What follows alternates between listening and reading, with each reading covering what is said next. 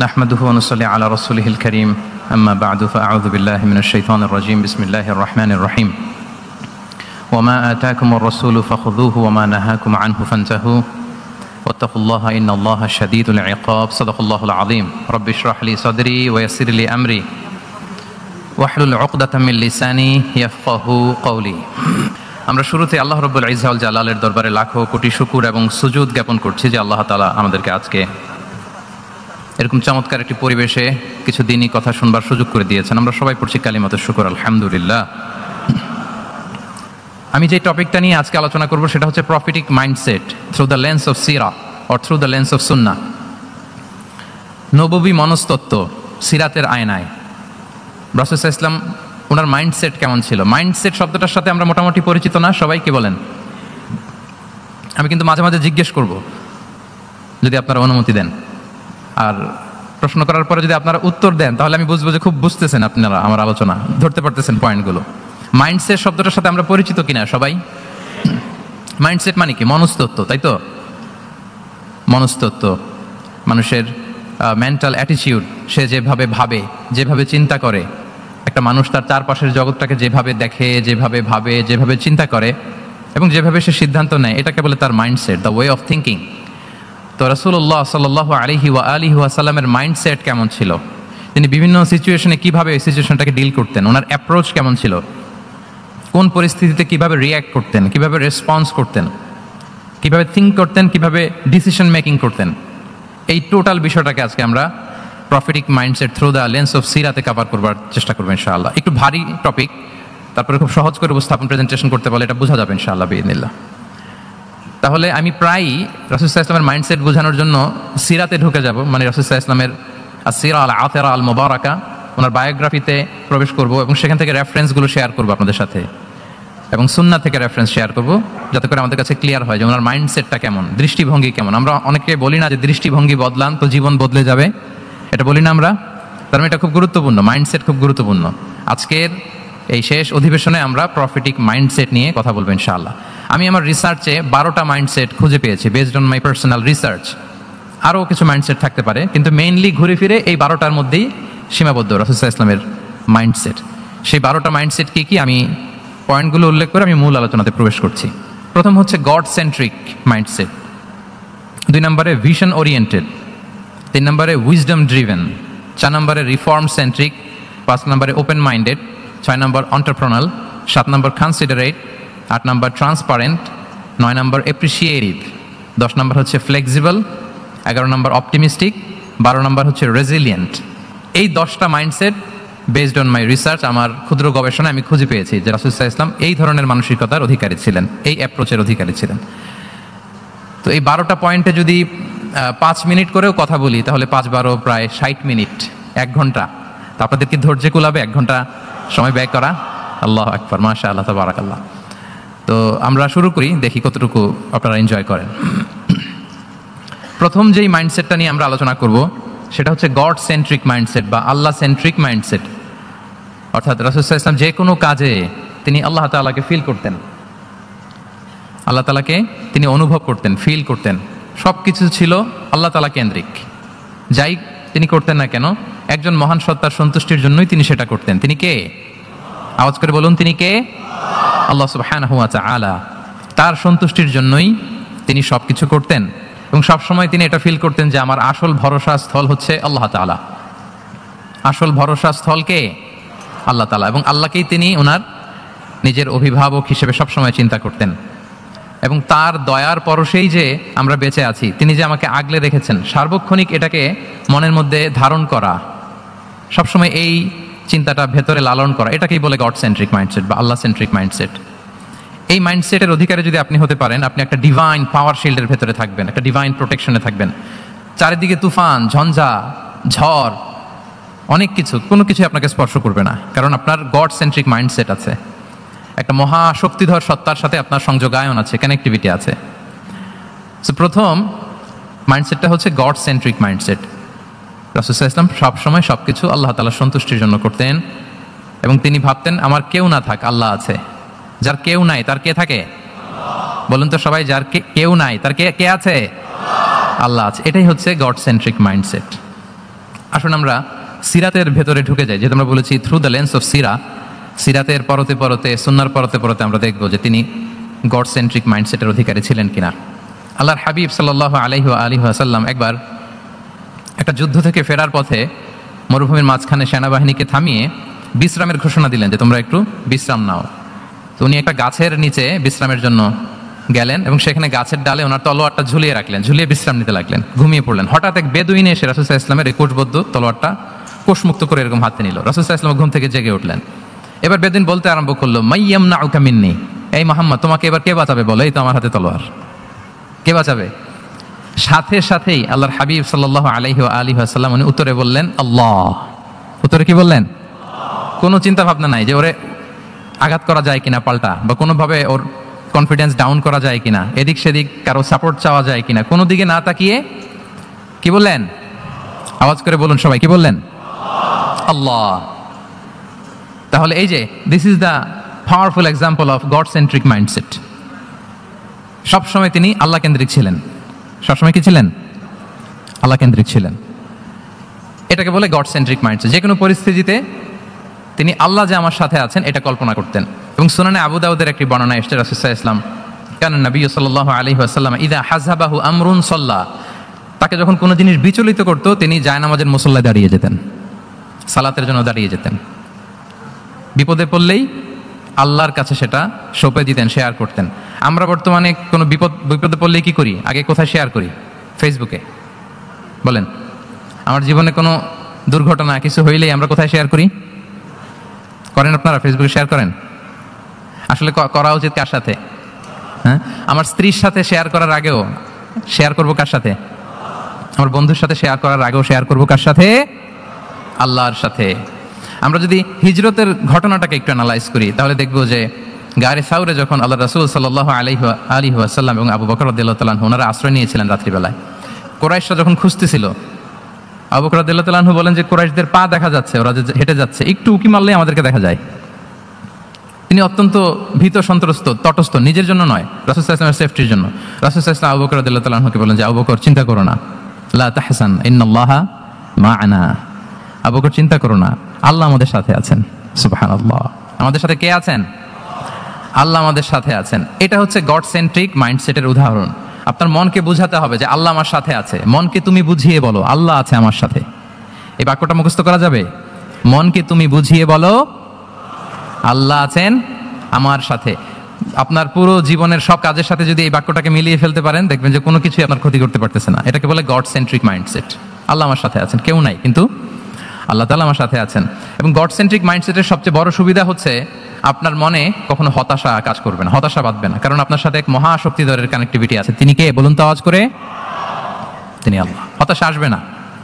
এই যে আমাদের জাতীয় জীবনের এখন সবচাইতে বড় বড় সমস্যাগুলোর যদি আমরা লিস্ট করি, একটা বড় সমস্যা হচ্ছে ডিপ্রেশন, তাই না? আমরা ডিপ্রেশনে ভুগি না? আপনাদের ডিপ্রেশন হয় কখনো?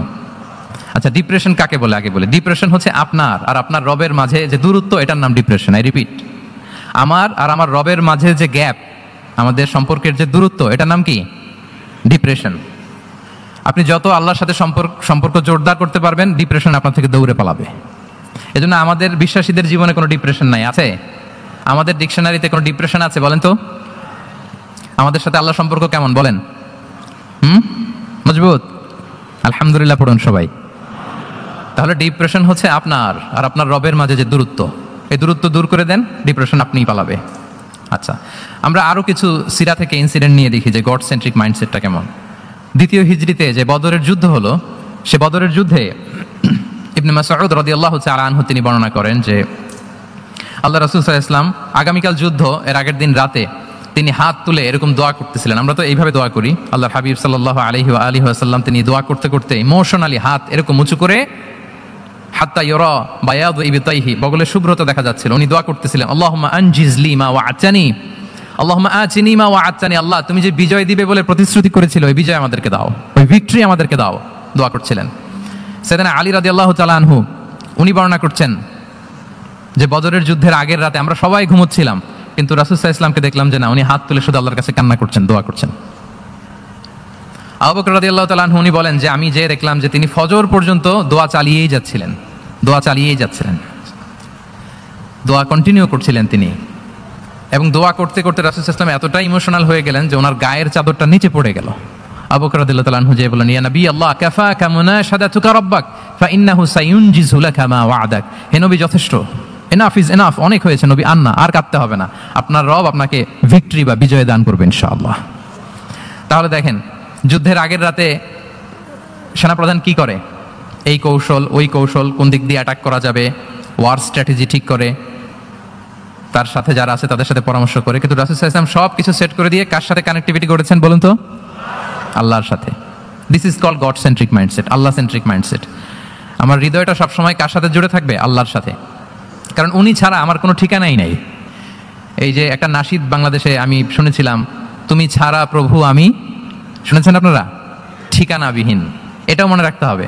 মনকে তুমি বুঝিয়ে বলো আল্লাহ আছে আমার সাথে, এটাও যেমনি আমরা মনে রাখবো, এই বাক্যটা মনে রাখতে হবে যে প্রভু তুমি ছাড়া আমি, হ্যাঁ বলতে চান না কেন? তুমি ছাড়া আমি ঠিকানাবিহীন, উনি ছাড়া আমার কোনো ঠিকানাই নাই। তাহলে এই মেন্টালিটি যদি আমরা ধারণ করতে পারি, এটাকে বলে গড সেন্ট্রিক মাইন্ডসেট। তাহলে রাসূলুল্লাহ সাল্লাল্লাহু আলাইহি ওয়া আলিহি ওয়াসাল্লামের যে 12টা মাইন্ডসেটের কথা আমরা বলেছি, তার প্রথমটা হচ্ছে গড সেন্ট্রিক। প্রথমটা কি? সবাই বলুন আওয়াজ করে, প্রথমটা কি? মাশাআল্লাহ। আমি শেষে আবার জিজ্ঞেস করব যে কারা কারা বলতে পারেন দেখি। তাহলে একটা কভার করলাম। আল্লাহ তাআলা আমাদেরকে গড সেন্ট্রিক মাইন্ডসেট দান করুক। আমরা যে কোনো পরিস্থিতিতে যেভাবেই থাকি না কেন, আমরা বিপদে আপদে সবসময় ভরসা রাখবো কার উপর? এটাই হচ্ছে গড সেন্ট্রিক বা আল্লাহ সেন্ট্রিক মাইন্ডসেট। আচ্ছা, 2 নাম্বার মাইন্ডসেট হচ্ছে ভিশন ওরিয়েন্টেড মাইন্ডসেট।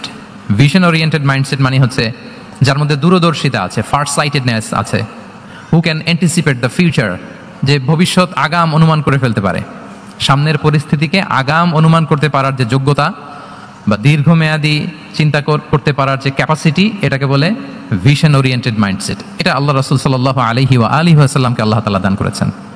উনি ভবিষ্যৎকে আগাম বুঝতে পারতেন, আগাম অনুমান করতে পারতেন, এবং সে অনুযায়ী তিনি স্ট্র্যাটেজি, প্ল্যান, পরিকল্পনা এটা তিনি সাজাতে পারতেন। এটাকে বলে ভিশন ওরিয়েন্টেড মাইন্ডসেট। এবার আসুন আমরা সিরাতের কিছু ইনসিডেন্টকে সামনে নিয়ে আসি যে তিনি কিরকম ভিশন ওরিয়েন্টেড মাইন্ডসেটের অধিকারী ছিলেন। আমরা সবাই হুদাইবিয়ার ঘটনা জানি না? কত হিজরিতে ঘটেছিল বলুন তো সবাই? হ্যাঁ, কত? 6ষ্ঠ হিজরিতে। লাকাদ সাদাকাল্লাহু রাসূলাহুর রুইয়া বিল হক লাতাদখুলুন্নাল মাসজিদাল হারামা ইনশাআল্লাহু আমিনিন। রাসূল সাল্লাল্লাহু আলাইহি ওয়াসাল্লাম 6ষ্ঠ হিজরিতে মদিনায় স্বপ্নে দেখলেন যে তিনি উমরা করতে যাচ্ছেন। তো নবীদের স্বপ্ন এটা কেবল স্বপ্ন নয়, এটা আল্লাহর পক্ষ থেকে ওয়াহি, রেভেলেশন, ওয়াহি।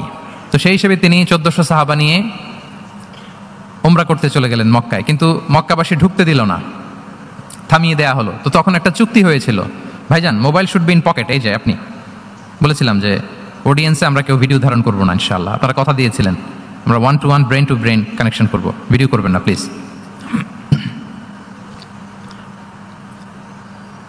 তাহলে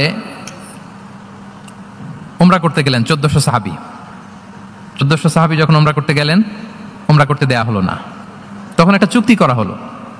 ওই চুক্তিতে বলা হলো, রাসূল সাল্লাল্লাহু আলাইহি ওয়াসাল্লাম লিখতে বললেন যে লিখো মিন মুহাম্মদ রাসূলুল্লাহ, আল্লাহ রাসূল মুহাম্মদের পক্ষ থেকে কুরাইশদের সাথে এই চুক্তি। কুরাইশরা আপত্তি করলো যে না, শুধু মুহাম্মদ লেখা যাবে, রাসূলুল্লাহ লেখা যাবে না, কারণ তুমি যে রাসূলুল্লাহ, আল্লাহ রাসূল, এটা যদি আমরা মেনে নেই তাহলে তোমার সাথে আর আমাদের দ্বন্দ্ব কিসের, আমরা তো ভাই ভাই হয়ে গেলাম, রাসূলুল্লাহ কাটো। সাহাবারা কেউ রাজি হয় না, বিশেষ করে ওমরে ফারুক রাদিয়াল্লাহু তাআলা, উনি রাজি হয় না, না না এটা কাটা যাবে না। রাসূল সাল্লাল্লাহু আলাইহি ওয়াসাল্লাম অনেক বলে কয়ে বুঝালেন যে না, দীর্ঘমেয়াদী চিন্তা করতে গেলে আমাদের এখন একটা শান্তি চুক্তির দরকার আছে, যাতে করে আমরা আমাদের গ্লোবাল নেভিগেশন সিস্টেম, দাওয়া সিস্টেমকে আরো স্ট্রং করতে পারি। অনেক বলে কয়ে রাসূলুল্লাহ কাটা হলো। এরপর তারা বলে চুক্তিতে লিখো যে এই বছর উমরা করতে দেয়া হবে না, এই বছর ফিরে যাবেন আপনারা সবাই। এটাও সাহাবারা রাজি হয় না, আল্লাহ রাসূল সাল্লাল্লাহু আলাইহি ওয়াসাল্লাম রাজি হলেন।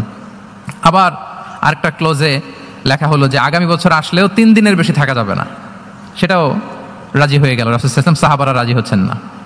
এরপর মক্কা থেকে কোনো লোক মদিনায় গেলে মদিনাবাসী তাকে রাখতে পারবে না, ফেরত দিতে হবে। কিন্তু মদিনা থেকে কোনো লোক মক্কায় আসলে মক্কাবাসী তাকে ফেরত দিতে বাধ্য থাকবে না। দেখেন, একটার পর একটা মুসলমানদের বিরুদ্ধে সব ক্লোজ যাচ্ছে, কোন সাহাবীরাই রাজি হচ্ছেন না। কিন্তু আল্লাহ রাসূল সাল্লাল্লাহু আলাইহি ওয়া আলিহি ওয়াসাল্লাম তিনি বললেন যে না, লিখো লিখো। ওমর ফারুক রাদিয়াল্লাহু তাআলা আনহু এতটাই রাগান্বিত হলেন, তিনি প্রশ্ন করলেন, ইয়া রাসূলুল্লাহ আলাইসা আনতা নাবিয়্যুন হক, আপনি এই যে কম্প্রোমাইজের পর কম্প্রোমাইজ করে যাচ্ছেন, আপনি কি সত্য নবী নন, সত্য রাসূল নন? আলাসনা আলা দীনিন হক, আমরা কি সত্যের উপর প্রতিষ্ঠিত নই? আলাইসাল কুরআনু কিতাবুন হক, তো সব যদি সত্য হয় আপনি কেন এগুলো মানছেন? রাসূল সাল্লাল্লাহু আলাইহি ওয়াসাল্লাম বললেন যে ওমর তুমি বাদ সেদো না, মেনে নাও। মেনে নিলেন। এবং এই মেনে নেওয়াটাকে আল্লাহ ভিক্টরি বলে ঘোষণা দিলেন, বিজয় বলে। আল্লাহু আকবার। ইন্না ফাতাহনা লাকা ফাতহাম মুবিনা। এবং হুদাইবিয়ার এই সন্ধি থেকেই বেসিকলি মক্কা বিজয় ওইদিকে ত্বরান্বিত হয়েছে গতি প্রবাহটা। কারণ রাসূল সাল্লাল্লাহু আলাইহি ওয়াসাল্লাম অনেক দূর দেখেছেন, সাহাবারাই সামনের কিছু বিষয়ে তারা খেয়াল করছেন, কিন্তু রাসূলুল্লাহ সাল্লাল্লাহু আলাইহি ওয়াসাল্লাম তিনি অনেক দূর দেখতে পাচ্ছেন। আচ্ছা বলেন, 3 তলার উপর থেকে একজন একটা ভিউ দেখতে পায়, আর 30 তলা উপর থেকে আরেকজন একটা কন্ডোমিনিয়ামের উপর থেকে একটা পানোরামিক ভিউ দেখতে পায়, দুইজনের ভিউ দেখা কি একরকম হয়? বলেন, একরকম হবে? কখনোই হবে না। তাহলে 30 তলার উপর থেকে যিনি দেখবে তিনি একটা পানোরামিক ভিউ দেখবে, দ্য টোটাল সিনারিও তার কাছে ক্রিস্টাল ক্লিয়ার হবে, যেটা সাহাবা রিদওয়ানুল্লাহি তাআলা আলাইহিম আজমাইন ওনাদের কাছে ক্লিয়ার ছিল না। এবং ঠিকই এই যে এটা তো বেশি দিন স্থায়ীও হয়নি, 6ষ্ঠ হিজরি থেকে 8ম হিজরি, মাত্র 3 বছরের ব্যবধানে রাসূল সাল্লাল্লাহু আলাইহি ওয়াসাল্লাম যত রিজিওনাল সুপার পাওয়ার ছিল, ওয়ার্ল্ড সুপার পাওয়ার ছিল, পার্সিয়ান এম্পায়ার, তারপর Roman empire, Byzantine empire, Egyptian empire, সব এম্পায়ারদের কাছে চিঠি পাঠিয়েছেন, সালামুন আলা মান ইত্তাবা আল হুদা আসলিম তাসলাম। এবং ইসলামের এক্সপান্ড হয়েছে, ওনার গ্লোবাল নেভিগেশন সিস্টেম উনি চালু করেছেন। এর কারণ কি? উনি ছিলেন ভিশন ওরিয়েন্টেড মাইন্ডসেটের অধিকারী, দূরদর্শী, অনেক দূর দেখতে পেতেন, অনেক দূর তিনি দেখতে পেতেন, দীর্ঘমেয়াদী তিনি পরিকল্পনা করতে পারতেন। এটা হচ্ছে ভিশন ওরিয়েন্টেড মাইন্ডসেট যারা হয় তাদের ক্যারেক্টারিস্টিক্স বা ফিচার। আরো একটা উদাহরণ দেই, আপনারা কি বলতে পারেন যে আবিসিনিয়াতে নবুয়তি কত সালে সাহাবারা হিজরতে গিয়েছিল? বলতে পারবেন কেউ? হ্যাঁ, নবুয়তি কত সালে? 5ম সালে। হ্যাঁ, নবুয়তি 5ম বছর ওনারা আবিসিনিয়াতে, বর্তমানে যেটা ইথিওপিয়া বা এরিত্রিয়া, সেখানে সাহাবারা হিজরতে গিয়েছিলেন। এবং আবিসিনিয়াতে এই যে হিজরতে গেল, তারা সবাই মিলে ফিরে এসেছিল মদিনায় কবে? এটা কি কেউ জানেন? যদি কেউ জানেন হাত তুলে আওয়াজ করে একটু বলতে হবে, একটু ইন্টারেক্টিভ সেশন হোক দেখি। আবিসিনিয়ায় যারা হিজরতে গিয়েছিলেন সব শেষে দল বল সহ সবাই পার্মানেন্টলি মদিনায় শিফট করেছেন কবে? জি, আল্লাহু আকবার, মাশাআল্লাহ মাশাআল্লাহ। বসুন। খায়বার বিজয়ের দিন এসেছিলেন। আবিসিনিয়াতে যারা হিজরতে গিয়েছিলেন তারা মদিনায় ব্যাগ এন্ড ব্যাগেজ সব কিছু নিয়ে খায়বার বিজয়ের সময়, মানে 7ম হিজরিতে এসেছিলেন। তো রাসূল সাল্লাল্লাহু আলাইহি ওয়াসাল্লাম যখন মক্কা থেকে মদিনায় হিজরত করলেন, সব সাহাবারা মদিনায় চলে আসছেন। মদিনায় এখন একটা ইসলামিক সোসাইটি, ইসলামিক স্টেট। বদরের যুদ্ধে মুসলমানদের বিজয়, খন্দকে বিজয়, খন্দক তো 5মে। তারপরে ওনারা কেন আসে না বলেন তো? আসেনি। 7ম হিজরিতে এসেছেন। জাফর রাদিয়াল্লাহু তাআলা আনহুর নেতৃত্বে, সাইয়েদনা আলী রাদিয়াল্লাহু তাআলা আনহুর আপন ভাই, বড় ভাই, ওনার নেতৃত্বে যখন 7ম হিজরিতে প্রায় ওখানে যাওয়ার 15 বছর পর যখন তারা সবাই ফিরলেন, রাসূল সাল্লাল্লাহু আলাইহি ওয়াসাল্লাম এত খুশি হলেন, তিনি বললেন, মা আদরি বি আইয়িহিমা আনা আফরাহ বিফাতহি খাইবার আও বিকুদুমি জাফর। আমি কোনটাতে বেশি খুশি আজকে আমি জানি না, খায়বার বিজয়ে বেশি খুশি না আমার ভাই জাফরকে পেয়ে বেশি খুশি। আল্লাহু আকবার, এত খুশি হয়েছিলেন। তো এখন এমনি তো মনে প্রশ্ন জাগে যে রাসূল সাল্লাল্লাহু আলাইহি ওয়াসাল্লাম যখন মদিনায় চলে আসলেন, কোরআনের আয়াতগুলো নাজিল হয়, সালাত ফরজ হলো, যাকাত আসলো, সব হলো, একটার পর একটা হচ্ছে, ইসলামিক স্টেট, তো ওনারাই কেন আবিসিনিয়াতে পড়ে আছেন? প্রশ্ন জাগে না? ওই সময় একটা ক্রাইসিস মোমেন্ট ছিল, তখন ওনারা গিয়েছিল আবিসিনিয়াতে, কিন্তু আসে না কেন? ওনারা এসেছেন 7ম হিজরিতে। এর কারণ আবিসিনিয়ায় কিছু মুসলিমদেরকে রেখে দেওয়া, এটা রাসূলুল্লাহ সাল্লাল্লাহু আলাইহি ওয়াসাল্লামের প্ল্যান বি ছিল। কি ছিল? Plan B.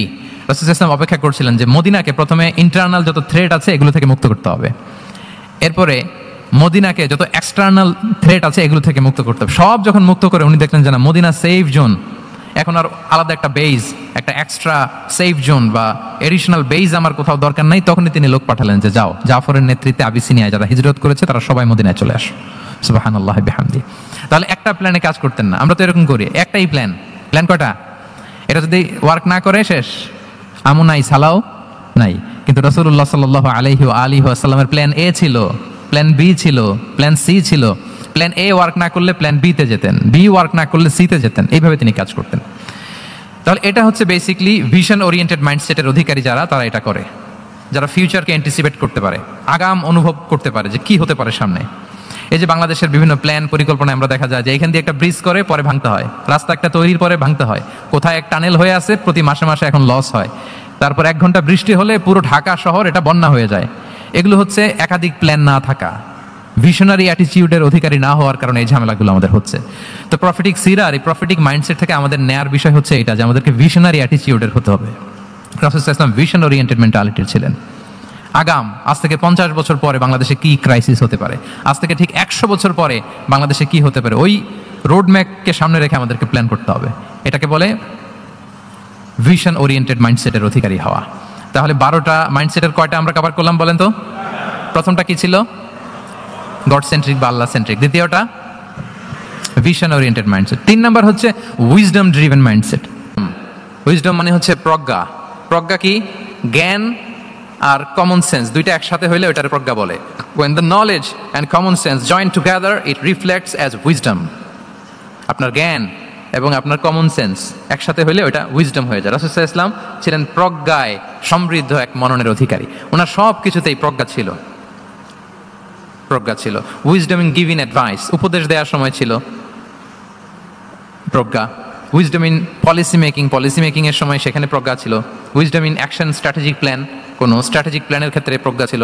রাসূল সাল্লাল্লাহু আলাইহি ওয়াসাল্লাম একই প্রশ্নের উত্তর এক একজনকে এক একভাবে দিতেন। অনেক সাহাবারা জিজ্ঞেস করতেন যে রাসূলুল্লাহ একই প্রশ্ন, একে বললেন এইটা, ওরে বললেন ওইটা, ওরে বললেন আরেকটা, এটা কেন? রাসূল সাল্লাল্লাহু আলাইহি ওয়াসাল্লাম বললেন যে আমি জানি ওর কিসে ঘাটতি, আমি জানি ওর কি প্রয়োজন, আমি জানি ওকে কোন নাসিহাটা দিলে কাজ করবে, ফলে এক একজনকে আমি এক একভাবে ক্লারিফাই করেছি। আল্লাহু আকবার।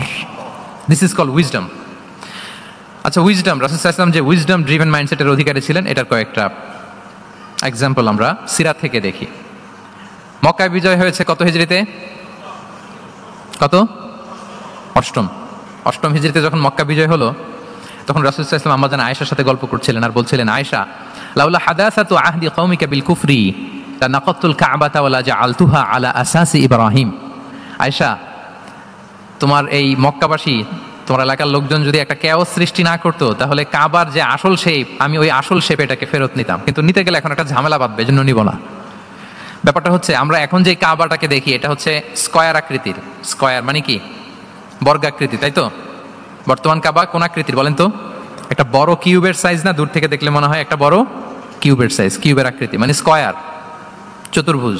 কিন্তু সাইয়েদনা ইব্রাহিম আলাইহিস সালাম যে কাবা নির্মাণ করেছিলেন এটা কিন্তু এরকম কিউব ছিল না, ওটা ছিল রেক্ট্যাঙ্গেল। রেক্ট্যাঙ্গেল ছিল, মানে আয়তাকৃতির ছিল, এরকম লম্বা। এই যে এই টেবিলটা যেরকম, টেবিলের যে শেপ এরকম ছিল, এরকম লম্বা কাবা ঘর ছিল আয়তাকৃতির। কিন্তু এখন এটা কমে স্কয়ার আকৃতির হয়ে গেছে। এর কারণটা কি? কাবা একবার ওখানে অগ্নিকাণ্ড ঘটার কারণে ধ্বংস হয়েছিল, ফলে কাবাকে আবার রিনোভেশন করা লেগেছিল, পুনর্নির্মাণ। তো কুরাইশরা সিদ্ধান্ত নিয়েছিল কাবা পুনর্নির্মাণে আমরা কোনো হারাম টাকা ইউজ করব না, যার কাছে যত হালাল টাকা আছে নিয়ে আসা হলো। কিন্তু হালাল টাকা যতটুকু জমা হয়েছে এটা দিয়ে পুরো কাবা নির্মাণ হয় না, অর্ধেক হয়। ফলে কাবা যে আয়তাকৃতির ছিল সেটা না হয়ে গেছে কি বলেন? বর্গাকৃতির, মানে স্কয়ার। ওই স্কয়ার কাবাই আজ পর্যন্ত রয়ে গেছে। কিন্তু ওই যে আয়তক্ষেত্রের যে শেপের মধ্যে যতটুকু জায়গা বাকি ছিল ওইখানে দেখবেন একটা ক্রিসেন্টের মতো আছে, হেজরে ইসমাইল, হাতিমে কাবা বলে। ওইটার ভিতরে নামাজ পড়া আর কাবার ভিতরে নামাজ পড়া একই হুকুম। ওইটার ভিতরে নামাজ পড়া আর কাবার ভিতরে নামাজ পড়া কি একই হুকুম। ফলে ওই হাতিমের ভেতরে ফরজ সালাত আদায় হয় না, নফল সুন্নাত পড়া যায়। এমনকি কাবার ভেতরেও ফরজ সালাত আদায় করলে আদায় হবে না, কারণ নামাজের ফরজের মধ্যে একটা ফরজ হচ্ছে ইলা জিহাতিল কাবা, টু দ্য ডাইরেকশন অফ কেবলা। আপনার কেবলা মুখী হইতে হবে না, আপনি তো কাবার ভিতরে ঢুকে গেছেন, এখন কাবা কোন দিকে? কাবা তো নাই, বের হইতে হবে, বের হয়ে কাবামুখী হলে সালাত হবে। I think you got the point. তো তাহলে রাসূল সাল্লাল্লাহু আলাইহি ওয়াসাল্লামের উইজডম বা প্রজ্ঞাটা এখানে দেখেন। আম্মা জান আয়েশা রাদিয়াল্লাহু তাআলা আনহাকে উনি বললেন যে, আয়েশা, মক্কা তো বিজয় হলো, মক্কার কন্ট্রোল তো এখন আমার হাতে, চাইলে আমি কাবাকে ভেঙে সেই ইব্রাহিম আলাইহিস সালামের যে বেইজ এরকম লম্বা করে শেপ দিতে পারি, কিন্তু দিব না, কেননা দিলে মক্কা একটা ক্যাওস হতে পারে। কি হতে পারে? কারণ তারা একেবারে ভেরি রিসেন্ট মুসলমান হয়েছে, তারা না বুঝেই বলবে যে সেই আদি কাবা, মোহাম্মদ এই কাবার অপমান করেছে, কাবাকে ভুলুণ্ঠিত করেছে, সম্মানকে নষ্ট করেছে, এরকম একটা কোশ্চেন রাইজ করতে পারে। এই জন্য আমি করলাম না। সুবহানাল্লাহ। This is called wisdom. এটাকে কি বলে? প্রজ্ঞা। এটাকে প্রজ্ঞা বলে। তাহলে আপনার জ্ঞান এবং আপনার কমন সেন্স দুইটা যখন কানেক্ট করে তখন সেটা প্রজ্ঞা হয়। প্রজ্ঞার আরেকটা উদাহরণ যদি দেই সিরাত থেকে, রাসূল সাল্লাল্লাহু আলাইহি ওয়াসাল্লামের যে কনফ্লিক্ট রিজলভিং ক্যাপাসিটি ছিল, যখন কাবাকে পুনর্নির্মাণ করা হচ্ছে তখন হাজরে আসওয়াদকে বের করা লেগেছিল, এবং রিনোভেশন শেষে আবার হাজরে আসওয়াদকে তার জায়গা মতো, মানে ব্ল্যাক স্টোন যেটাতে চুমু দিলে মানুষের গুনাহ মাফ হয়ে যায়, হাজরে আসওয়াদ চিনতে পেরেছেন না? চুমু দিতে পেরেছেন আপনারা? হ্যাঁ, ওরে আল্লাহ, অনেকে দিয়েছে, তো আমি দিতে পারি না এখনো। ওখানে যে ভিড় থাকে, ওই ধাক্কাধাক্কি করে মনে হয় যে না, হজ বা উমরার যে মূল এসেন্স বা স্পিরিট ওইটা বোধহয় নষ্ট হয়ে যায়। যেন অনেকবার ট্রাই করেও এবার আমার সাথে একটা 8 জনের গ্রুপ ছিল, খুব নাদুস লম্বা চূড়া। তো বলতেছে, শাইখ আপনার কোনো টেনশন করা লাগবে না, আসেন। তো ওরা যে যেরকম ধাক্কাধাক্কি শুরু করছে ওইটা দেখি আমার আর সাহস হয় নাই। বলছে যে ভাই, আমি মাফও চাই, দোয়াও চাই, আমার করা লাগবে না, দূর থেকে ইশারা দিলেই হবে।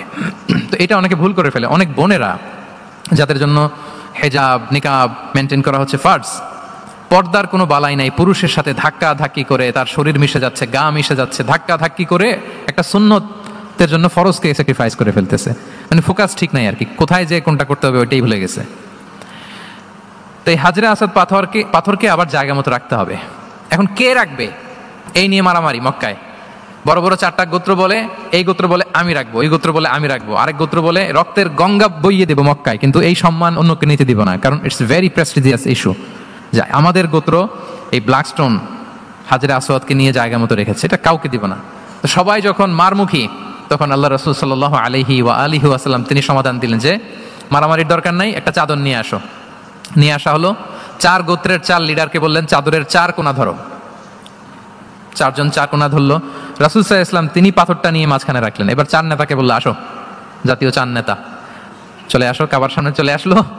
এরপরে আল্লাহ রাসূল সাল্লাল্লাহু আলাইহি ওয়াসাল্লাম ওনার মোবারক হাত দিয়ে, বরকতময় হাত দিয়ে হাজরা আসওয়াদকে নিয়ে নিজ হাতে রাখলেন। এবার সবাই হ্যাপি, কারণ অংশগ্রহণ করতে পারছে। আসলে মূল স্ট্যাটাস কিন্তু চলে গেছে রাসূলের দিকে, নাকি? ওরা তো এটা টাচও করতে পারে নাই, পারছে? ওরা চাদর ধরেই হ্যাপি, কিন্তু পাথরটা ধরেছিল কে? রাসূল সাল্লাল্লাহু আলাইহি ওয়াসাল্লাম। চাদরে রেখেছিল কে? রাসূল সাল্লাল্লাহু আলাইহি ওয়াসাল্লাম। চাদর থেকে নিয়ে আবার কাবা ঘরে সেট করেছিল কে? রাসূলুল্লাহ সাল্লাল্লাহু আলাইহি ওয়া আলিহি ওয়াসাল্লাম। এভাবে উনি কনফ্লিক্ট রিজলভ করতেন থ্রু হিজ উইজডম, ওনার প্রজ্ঞার মধ্য দিয়ে। আমরা যদি তায়েফের ঘটনা দেখি, রক্তাক্ত হয়েছেন, পাহাড়রক্ষী ফেরেশতারা এসে বলেছে রাসূলুল্লাহ জাস্ট অর্ডার করেন, আমরা কলাপস করবো এমনভাবে the entire Taif city will be collapsed, একেবারে স্ম্যাশ করে দিব, পাউডার হয়ে যাবে। রাসূল সাল্লাল্লাহু আলাইহি ওয়াসাল্লাম বললেন না, বাল আরজু আন ইউখরিজাল্লাহু মিন আসলাবিহিম মান ইয়াবুদুল্লাহ ওয়াহদাহু ওয়া লা ইউশরিকু বিহি শাইআ। তিনি বললেন না, ওদেরকে ধ্বংস করে দিও না, ওদেরকে ধ্বংস করলে লা ইলাহা পড়বে কে? সুবহানাল্লাহ। কি উইজডম ড্রিভেন ছিলেন উনি। উনি বলেন যে আমি আশা করি, প্রত্যাশা রাখি, দোয়া করি যে ওরা আমাকে প্রত্যাখ্যান করেছে, কিন্তু ওদের যে নেক্সট জেনারেশন ওরা সাক্ষী দেবে আশহাদু আল্লা ইলাহা ইল্লাল্লাহ ওয়া আশহাদু আন্না মুহাম্মাদার রাসূলুল্লাহ। এবং তাই হয়েছে। এখন তায়েফে যান, 4 দিক থেকে আল্লাহু আকবার ধ্বনিতে মুখরিত তায়েফ, এবং এত চমৎকার শহর, এটা একটা ট্যুরিস্ট ডেস্টিনেশন হয়ে গেছে। সৌদি আরবিয়াতে যারা যায়, তায়েফ না গেলে লোকদের ভালো লাগে না। ঠান্ডা, সবুজ শ্যামল, রেইনফল হয়, ফলমূল পাওয়া যায়। আব্দুল্লাহ ইবনে আব্বাস রাদিয়াল্লাহু তাআলা আনহুর স্মৃতিধন্য মসজিদ আছে, অনেকগুলো ইউনিভার্সিটি আছে, ইসলামিক ইনস্টিটিউশন আছে। এই যে নয়নাভিরাম তায়েফ, এটা রাসূল সাল্লাল্লাহু আলাইহি ওয়াসাল্লামের উইজডমের ফসল, ঠিক কিনা বলেন? ওই দিন যদি রাগের চোটে বলতো যে হ্যাঁ দাও, স্ম্যাশ করে দাও, তাইলে এই যে যারা শাহাদা পড়েছে, মুসলিম হয়েছে, এটা কিন্তু হতো না। তাহলে এটা হচ্ছে রাসূল সাল্লাল্লাহু আলাইহি ওয়াসাল্লামের প্রজ্ঞার একটা উদাহরণ। আর একটা উদাহরণে যাই। রাসূল সাল্লাল্লাহু আলাইহি ওয়াসাল্লাম যখন আকাবার দ্বিতীয় শপথ করে ফেললেন ইয়াসরিববাসীর সাথে, তখনও মদিনা হয়নি। তো তখন মদিনাবাসী বলল যে রাসূলুল্লাহ আপনি তো এখনো হিজরত করবেন না, তো আমাদেরকে কোরআন শিখাবে কে, সালাত শিখাবে কে? আপনি একজন দায়ী পাঠান, আমাদের সাথে একজন টিচার দেন। রাসূল সাল্লাল্লাহু আলাইহি ওয়াসাল্লাম তখনও মদিনাতে হিজরতে যাননি, আমাদের সাথে একজন দায়ী পাঠাবেন। তো রাসূল সাল্লাল্লাহু আলাইহি ওয়াসাল্লাম একজনকে দায়ী হিসেবে পাঠিয়েছিলেন। বলেন ওই দায়ীর নাম কি? কি নাম? মুসআব ইবনে উমাইর রাদিয়াল্লাহু তাআলা আনহু, যিনি উহুদের যুদ্ধে শহীদ হয়েছিলেন, উনাকে পাঠিয়েছিলেন। দেখেন, উনি আবু বকর রাদিয়াল্লাহু তাআলা আনহুকে পাঠান নাই, পাঠিয়েছেন ওমর ফারুককে, ওসমান রাদিয়াল্লাহু তাআলা আনহু, আলী রাদিয়াল্লাহু তাআলা আনহু। কাউকে পাঠাইছেন? কারে পাঠালেন? মুসআবকে। এর কারণ হচ্ছে উনি দেখতে খুব স্মার্ট ছিলেন, খুব ড্যাশিং ফেসের অধিকারী ছিলেন, এলিট ফ্যামিলি, মক্কার এলিট ফ্যামিলির একজন যুবক ছিলেন, এবং উনি সবচাইতে দামি দামি পারফিউম কালেক্ট করে ওইটা দিতেন। উনি মক্কার কোনো রাস্তা দিয়ে হেঁটে গেলে লোকজন বুঝতো এই রাস্তা দিয়ে কিছুক্ষণ আগে হেঁটে গিয়েছে মুসআব ইবনে উমাইর। সুবহানাল্লাহ। আমরা বাংলায় বলি না যে আগে দর্শনদারি পরে গুণ বিচারি? এই কথাটার সাথে পরিচিত আপনারা? আগে দর্শনদারি পরে গুণ বিচারি। আল্লাহ তাআলা এক একজনকে আমাদেরকে এক এক অবয়বে সৃষ্টি করেছেন। হুয়াল্লাযী ইউসাউবিরুকুম ফিল আরহামি কাইফা ইয়াশা। আল্লাহর একটা নাম হচ্ছে তিনি আল মুসাউবির, দ্য ডিজাইনার। মায়ের গর্ভে থাকতেই আমাদের কার চেহারা, কার কণ্ঠস্বর, কার স্কিন কালার, কে কিরকম হব সব ফিক্স তিনি ঠিক করে দিয়েছেন। এটা আল্লাহর দেয়া। কিন্তু রাসূল সাল্লাল্লাহু আলাইহি ওয়াসাল্লামের উইজডমের ব্যাপার হচ্ছে তিনি আবু বকর রাদিয়াল্লাহু তাআলা আনহু, ওমর রাদিয়াল্লাহু তাআলা আনহু, ওসমান আলী, কাউকে চুজ না করে কাকে পাঠালেন? মুসআব ইবনে উমাইরকে। যে তাকে দেখলেই সবাই আগে পাগল হয়ে যায়, মানে ইমপ্রেস হয়ে যায়। হ্যাঁ, ফার্স্ট ইমপ্রেশনটা তার খুব ভালো, খুব ভালো। উনি মুসআব ইবনে উমাইরকে পাঠালেন, এবং যেই প্ল্যান সেই কাজ। উনি যে পুরো মদিনা কাঁপায় ফেলছেন, মাশাআল্লাহ। মদিনার ঘরে ঘরে উনি ইসলামের বার্তা পৌঁছে দিয়েছেন। এবং স্বয়ং রাসূলুল্লাহ সাল্লাল্লাহু আলাইহি ওয়াসাল্লামের আগে তিনি মদিনাতে জুমার নামাজ পড়েছিলেন, কারণ জুমার বিধান আসছে, কিন্তু মক্কা এমন একটা ল্যান্ড যেখানে এখনো জুমা পড়া আবশ্যক হয় নাই, চারদিকে কুফর বেষ্টিত। তো রাসূল সাল্লাল্লাহু আলাইহি ওয়াসাল্লাম লোক পাঠিয়েছেন যে জুমার বিধান এসছে, মুসাব তুমি কিন্তু মদিনায় যারা আছে তাদেরকে নিয়ে জুমা পড়ে ফেলো। তো মুসাব রাদিয়াল্লাহু তাআলা আনহু স্বয়ং রাসূলুল্লাহ সাল্লাল্লাহু আলাইহি ওয়াসাল্লামের আগে রাসূল সাল্লাল্লাহু আলাইহি ওয়াসাল্লামের পারমিশন নিয়ে মদিনাতে জুমা কায়েম করে ফেলছে। সুবহানাল্লাহ, তো আসতে বললে হবে সুবহানাল্লাহি ওয়া বিহামদিহি। দেখেন, উইজডম ড্রিভেন পার্সোনালিটির অধিকারী ছিলেন, প্রজ্ঞার অধিকারী ছিলেন, অন্য কাউকে পাঠাননি। কাকে পাঠিয়েছেন? মুসআব ইবনে উমাইর। তাহলে উনি যেই কাজটাই করতেন, যেটা বলতেন, যেটাতে এঙ্গেজ হতেন, এর নেপথ্যে প্রজ্ঞা ছিল। কি ছিল ভাই? উইজডম ছিল। আল্লাহ যেন সেই উইজডম আমাদেরকে দান করেন, আল্লাহ যেন সেই প্রজ্ঞা দিয়ে আমাদেরকে সমৃদ্ধ করেন। আমরা সবাই পড়ি আমিন। তাহলে কয়টা গেল? 3টা। 4 নাম্বার হচ্ছে রিফর্ম সেন্ট্রিক মাইন্ডসেট, মানে রাসূল সাল্লাল্লাহু আলাইহি ওয়াসাল্লাম সংস্কারবাদী ছিলেন আর কি। ভুল ভাল দেখলে রিফর্ম করতেন, ইসলাহ করতেন, সংস্কার। এখন তো এই যে অনেকগুলো সংস্কার কমিটি হলো দেখলাম বাংলাদেশে, খুব সুন্দর, বিভিন্ন বিষয়ে সংস্কার হচ্ছে। এবং স্বাধীনতার পরে আমাদের বয়স তো আর বেশি না, মানে সব দলের লোকেরা মিলে একসাথে এরকম বসা, এরপর রাষ্ট্রীয় ইস্যু নিয়ে ডিসকাস করা, এরপর মাঝে মাঝে আবার ওয়ার্কআউট করা, আবার একটু মিষ্টি ঝগড়া করা, আবার একটু ফান করা, এই সব কিছুর মধ্য দিয়ে জাতির জন্য ভাবা, নতুন নতুন চিন্তা প্রণয়ন। That's very good, I do appreciate, এটা দরকার। এমন বাংলাদেশই তো আমরা চেয়েছিলাম, ঠিক কিনা বলেন? এই যে রিফর্ম হচ্ছে, এটা অ্যাপ্রিসিয়েবল। রাসূল সাল্লাল্লাহু আলাইহি ওয়াসাল্লামের কিন্তু এই রিফর্ম সেন্ট্রিক মাইন্ডসেট ছিল। অন্যায় দেখলে, ভুলভাল দেখলে, অসঙ্গতি দেখলে, ইনকনসিস্টেন্সি দেখলে শুধরে দিতেন। শুদ্ধাচার অভিযান চালিয়েছেন মক্কাতেও মদিনাতেও, রিফর্ম করতেন। সব খারাপকে তিনি ভালো দিয়ে পরিবর্তন করে দিতেন। আসুন সিরাতের আয়নায়, থ্রু দ্য লেন্স অফ সিরা আমরা দেখি কিভাবে পরিবর্তন করতেন। রাসূল সাল্লাল্লাহু আলাইহি ওয়াসাল্লামের একটা আদত বা হ্যাবিট ছিল, তিনি কোনো ব্যক্তির বা কোনো স্থানের কোনো বাজে নাম বা খারাপ নাম দেখলে ওটা ভালো নামে চেঞ্জ করে দিতেন। মক্কা থেকে মদিনায় হিজরতের আগে মদিনার নাম ছিল ইয়াসরিব। কি ছিল? ইয়াসরিব মানে হচ্ছে প্রতিশোধ বা নিন্দা বা ক্ষোভ বা ভর্ৎসনা, সবগুলোই খুব বাজে মিনিং ডিনোট করে। রাসূল সাল্লাল্লাহু আলাইহি ওয়াসাল্লাম বললেন, আমি যেই শহরে হিজরত করবো এই শহরের নাম ক্ষোভ, এই শহরের নাম হিংসা, এটা হইতে পারে? বলেন। রাহমাতাল লিল আলামিন, হ্যাঁ, mercy and peace for the entire universe করে যাকে আল্লাহ পাঠিয়েছেন, উনি যেই শহরে থাকবেন ওই শহরের নাম প্রতিশোধের শহর, এটা হবে? উনি শহরের নাম চেঞ্জ করে দিলেন। উনি শহরের নাম দিলেন মদিনাতুন নবী। কি দিলেন? মদিনাতুন নবী, অথবা তওবা তয়্যিবা, চেঞ্জ করে দিলেন, পরিবর্তন করে দিলেন। এক এলাকায় যে বিষ্ণু ইসলাম দেখলেন যে গাছপালা হয় না, উনি বলেন মাসমুহাদিহিল আরদ, এই জায়গার নাম কি? সবাই বলে ইসমুহা গাদেরা। গাদেরা মানে হচ্ছে মাকান লা নাবাতা ফিহি ওয়ালা শাজার, এমন জায়গা যেখানে ঘাস লতাপাতা কিছুই জন্মায় না। রাসূল সাল্লাল্লাহু আলাইহি ওয়াসাল্লাম বললেন, এই জন্যই তো ঘাস জন্মায় না, নাম তো রাখছো খুব বাজে একটা নাম। রাসূল সাল্লাল্লাহু আলাইহি ওয়াসাল্লাম বললেন, আজ থেকে এলাকার নাম গাদেরা নয়, এই এলাকার নাম আজকে থেকে খাদেরা। কি নাম? খাদেরা মানে কি বলেন? সবুজ, গ্রিন, এভারগ্রিন, সবুজ শ্যামল। এবং রাসূল সাল্লাল্লাহু আলাইহি ওয়াসাল্লাম যখন গ্রিন ল্যান্ড নাম দিয়ে দিলেন, এরপর থেকে সবুজ শ্যামল করে আল্লাহ জায়গাটাকে বরকতময় করে দিলেন।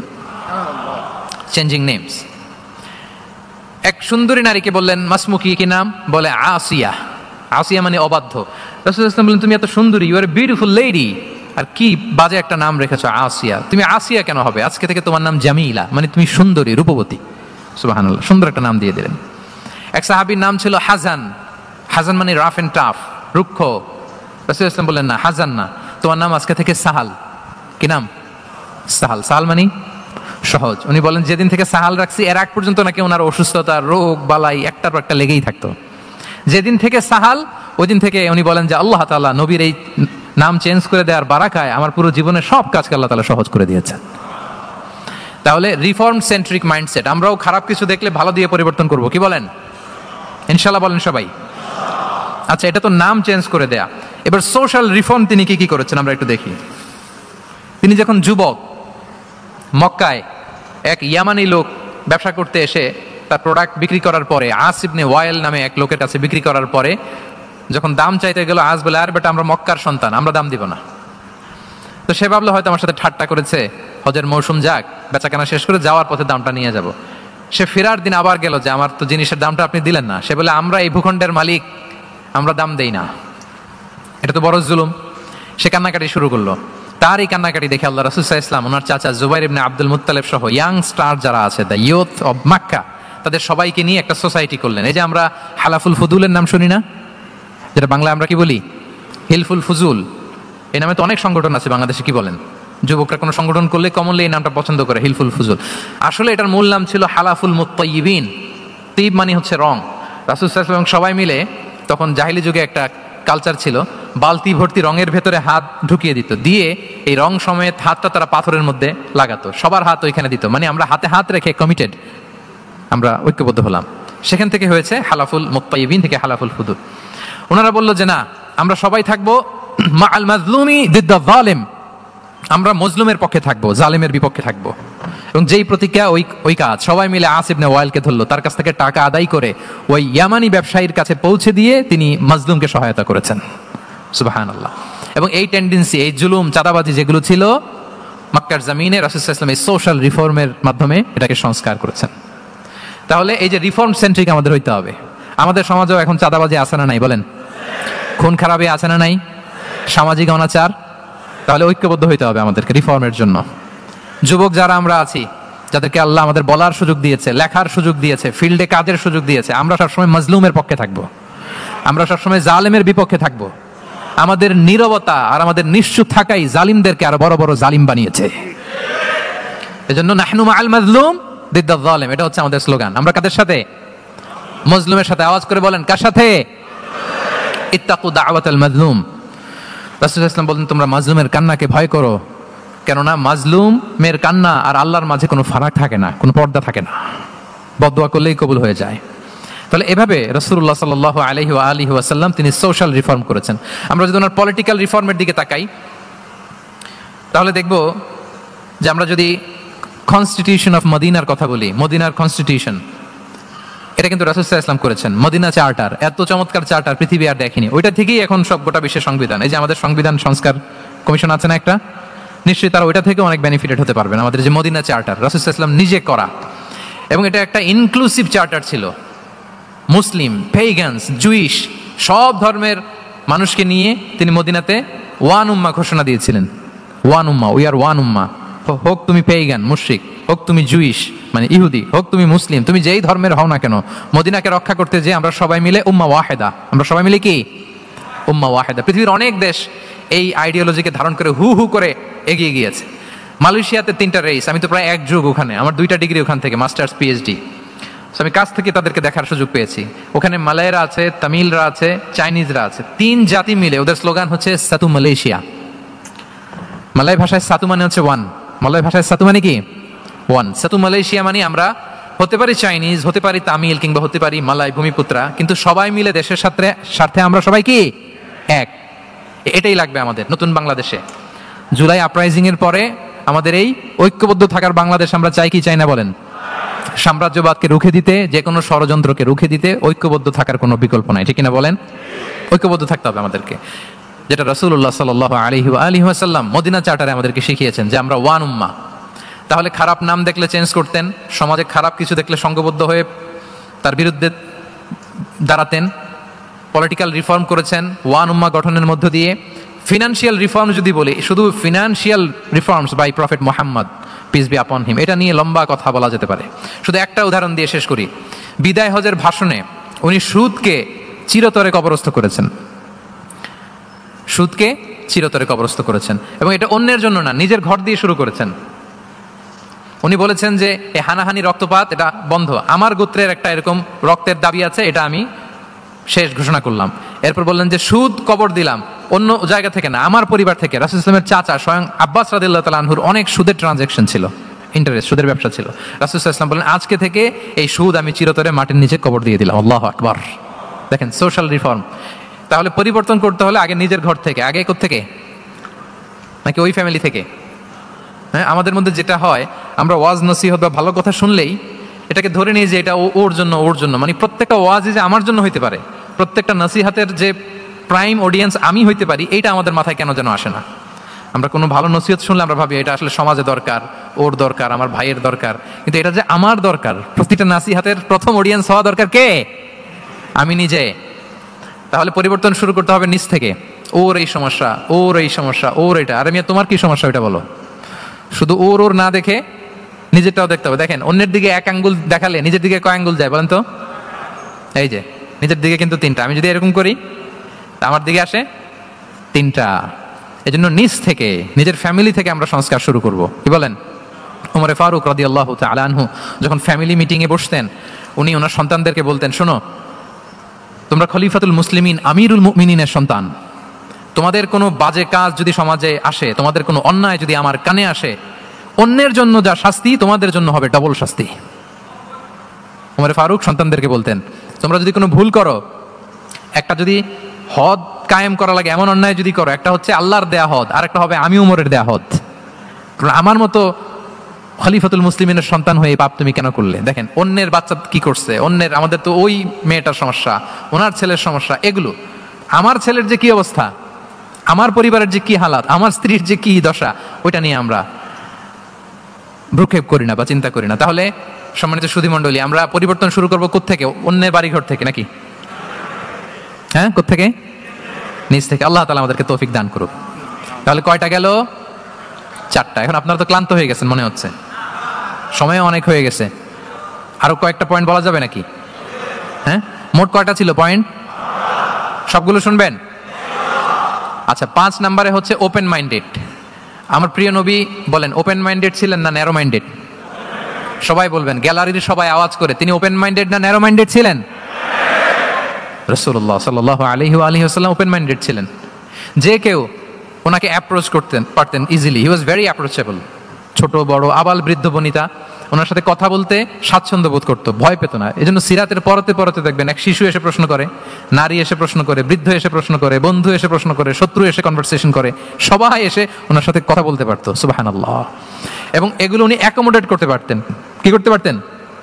অ্যাকোমোডেট করতেন। ছোট্ট একটা উদাহরণ দেই, আসির আল হালাবিয়া থেকে নেয়া একটা বিখ্যাত সিরাতের গ্রন্থ। বদরের যুদ্ধে রাসূল সাল্লাল্লাহু আলাইহি ওয়াসাল্লাম বদরের মাঠে সেনা ক্যাম্প স্থাপন করলেন। কি ক্যাম্প? সেনা ক্যাম্প স্থাপন করলেন।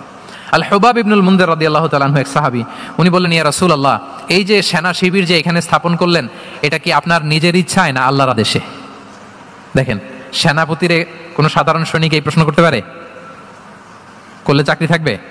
কিন্তু রাসূল সাল্লাল্লাহু আলাইহি ওয়াসাল্লামের কাছে সাহস নিয়ে আল হুবাব ইবনুল মুনজির বলে, ইয়া রাসূলুল্লাহ, এই যে সেনা শিবির স্থাপন করলেন, এটা কি আপনার ইচ্ছায় নাকি এটা ওয়াহী?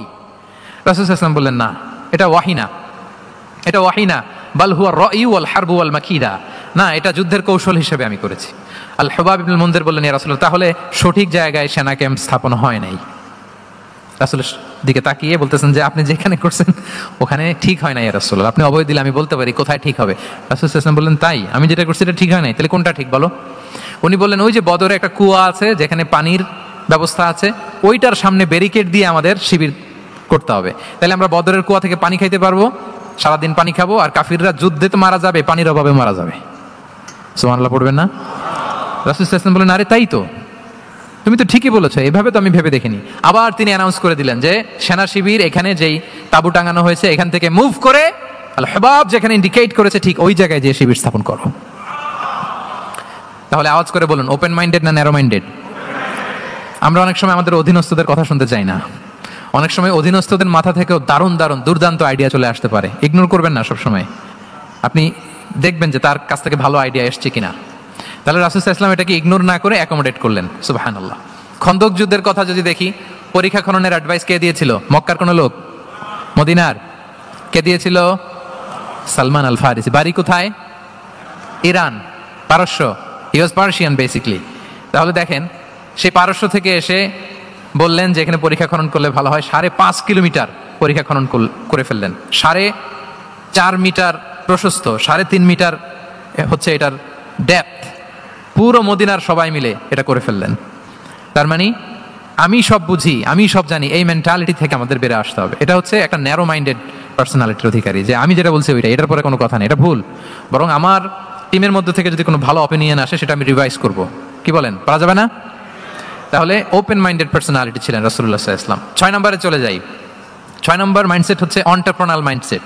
এন্টারপ্রেনাল, এখন তো এটা আপনারা সবাই খুব বেশি শোনেন, এন্টারপ্রেনারশিপ, এন্টারপ্রেনাল মাইন্ডসেট আসলে অনেক কিছুর সমন্বয় হয়। 1 নম্বর, যার প্রোঅ্যাক্টিভ অ্যাটিটিউড যাদের থাকে, solution focus, not problem focused. Problem সৃষ্টি হলে ওইদিকে ফোকাস না করে কিভাবে সলিউশন করা যায় ওইদিকে ফোকাস করতেন। এরপর যে হিউম্যান রিসোর্সের ভালো ম্যানেজ করতে পারে, রিসোর্স কম কিন্তু to take the best out of this resource. অনেকে দেখবেন যে ছোট্ট জিনিসকে অর্গানাইজ করে এত সুন্দর প্রেজেন্টেশন করে, আবার অনেকের অনেক আছে কিন্তু সেটাকে প্রেজেন্ট করতে পারে না, এরকম আছে না? নাই? রাসূল সাল্লাল্লাহু আলাইহি ওয়াসাল্লাম অল্প রিসোর্স দিয়ে অনেক বড় কিছু অ্যারেঞ্জ করতে পারতেন। সুবহানাল্লাহ। এবং he was a very good talent hunter. রাসূল সাল্লাল্লাহু আলাইহি ওয়াসাল্লাম একজন চৌকস ট্যালেন্ট হান্টার ছিলেন। He was a very good observer. সাহাবীদের কার কি ট্যালেন্ট এটা নিয়ে নোট করতেন। যার যে দক্ষতা তাকে তার ওই দক্ষতা দিয়ে ইসলামের সেবা করতে উৎসাহ দিতেন। যখনই কোনো প্রতিভাবান সাহাবীকে তিনি দেখেছেন, তিনি ইসলামের জন্য সেই প্রতিভাকে কাজে লাগানোর চেষ্টা করেছেন। একজনকে দিয়ে সবটা করেননি। আমাদের সমাজে এই একটা ভুল ধারণা আছে, আমরা অনেকে একজনের কাছ থেকে সব কামনা করি। একজন সব করতে পারে না, পারে? যারা পারে ও কোনোটাই ভালোভাবে পারে না, সব পারে, একটু একটু পারে। তো রাসূল সাল্লাল্লাহু আলাইহি ওয়াসাল্লাম ট্যালেন্ট হান্টার ছিলেন, যার যেখানে ট্যালেন্ট তাকে ওই কাজে লাগাতেন। বলেন তো খালিদ বিন ওয়ালিদ রাদিয়াল্লাহু তাআলা আনহুকে আল্লাহ রাসূল সাল্লাল্লাহু আলাইহি ওয়াসাল্লাম কি কাজে লাগিয়েছিলেন? অনেক পরে ইসলাম ধর্ম গ্রহণ করেছেন, কিন্তু যুদ্ধের অভিযানে পাঠিয়েছেন এবং পরবর্তীতে তিনি সেনাপ্রধান হয়েছিলেন মুসলিম ব্যাটালিয়নের। কারণ উনি ওয়ার স্ট্র্যাটেজি জানতেন। ওনার আক্রমণের কারণে তো উহুদের প্রান্তরে মুসলিমরা প্রায় নাস্তানাবুদ হওয়ার অবস্থা, তাই না? অনেক পরে আল্লাহ তাআলা ওনাকে ইসলামের জন্য কবুল করলেন। তাহলে উনি ওয়ার স্ট্র্যাটেজি জানতেন, ফলে রাসূল সাল্লাল্লাহু আলাইহি ওয়াসাল্লাম ওনাকে যুদ্ধের জন্য কাজে লাগিয়েছেন।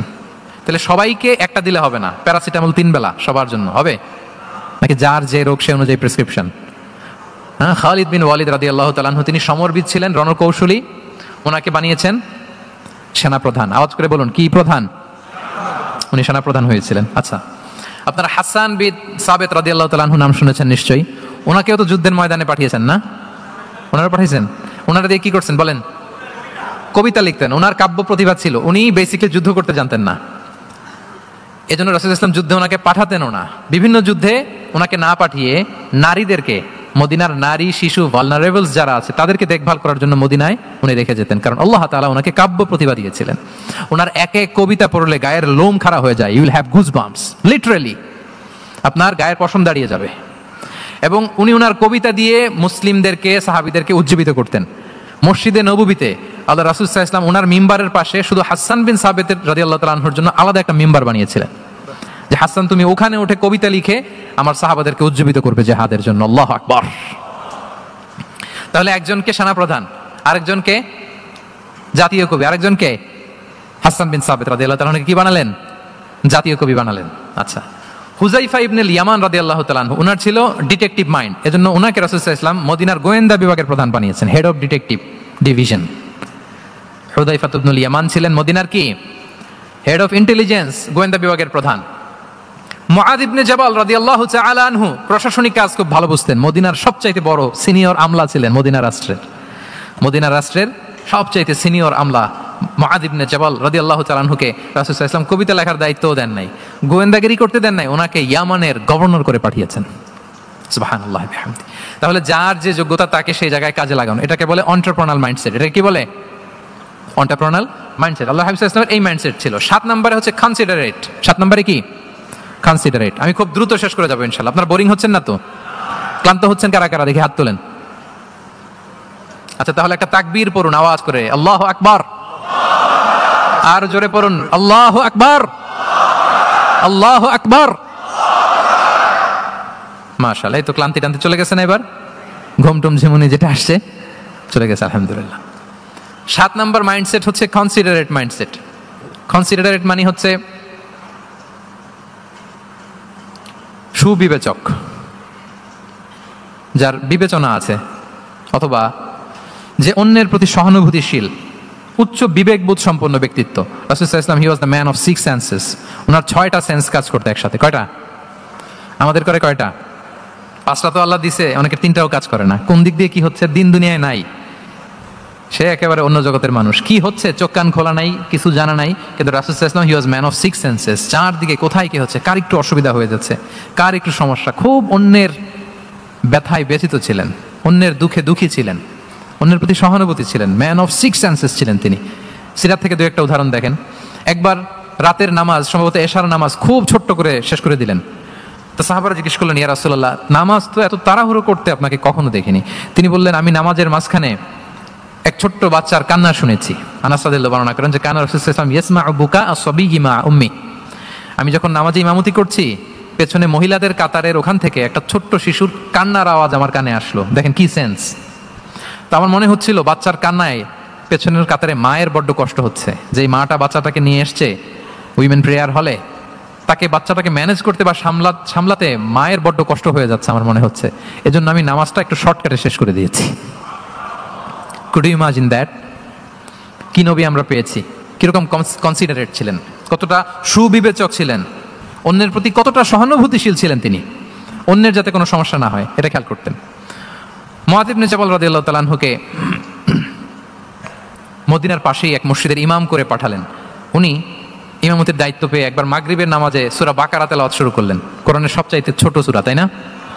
সূরাতুল বাকারা, হ্যাঁ, সবচেয়ে ছোট সূরা। তো ওনার হয়তো তেলাওয়াত করতে করতে একটা ইমোশন চলে আসছে, উনি তো সুরের ঝংকার দিয়ে তেলাওয়াত করতেছেন।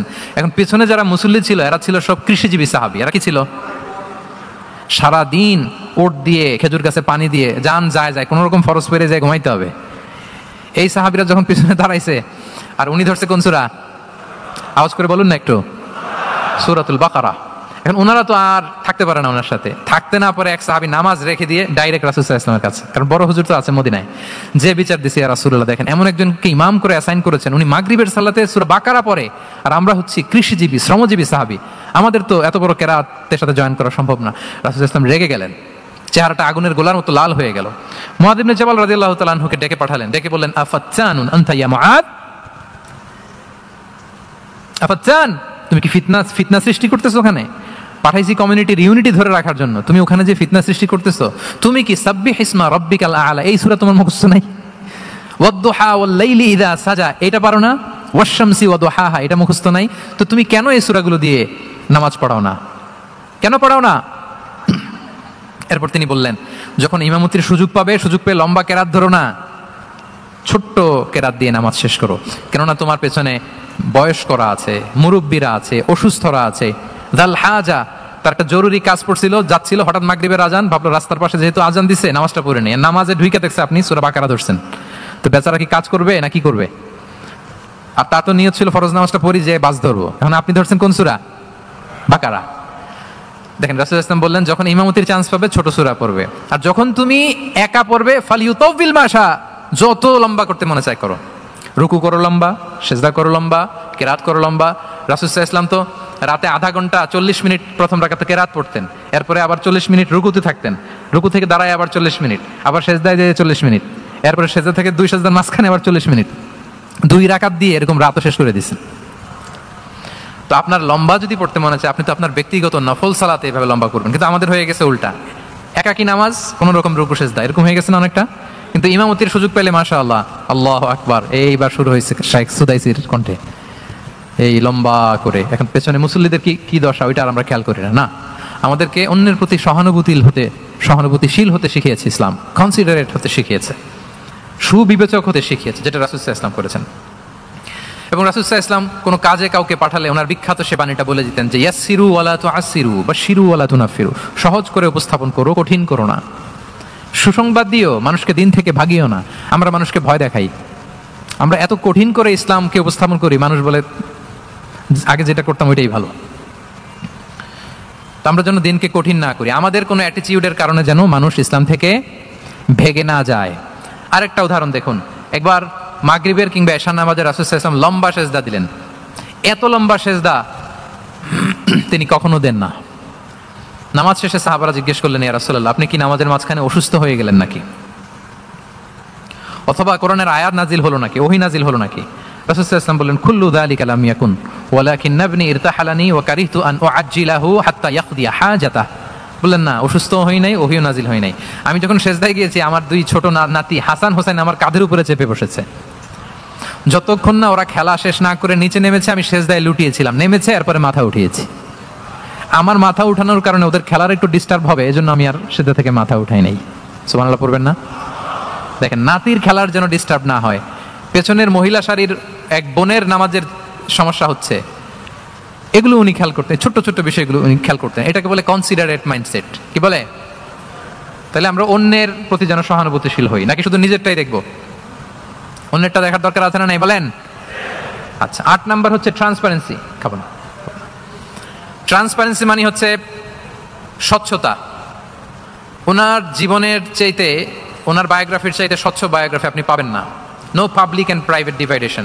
And in the long history of time, no one's life has been recorded more transparently than the life of Prophet Muhammad sallallahu alaihi wasallam.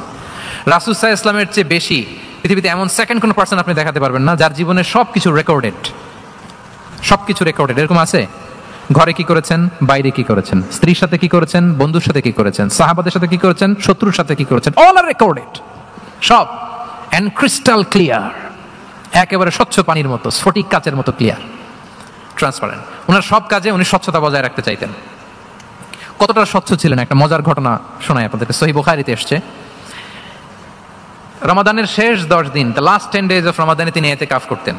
তো এতেকাফ অবস্থায় স্ত্রীরা এসে রাতে দেখা করে যেত, জরুরি কথা আলাপ থাকলে সেরে যেত।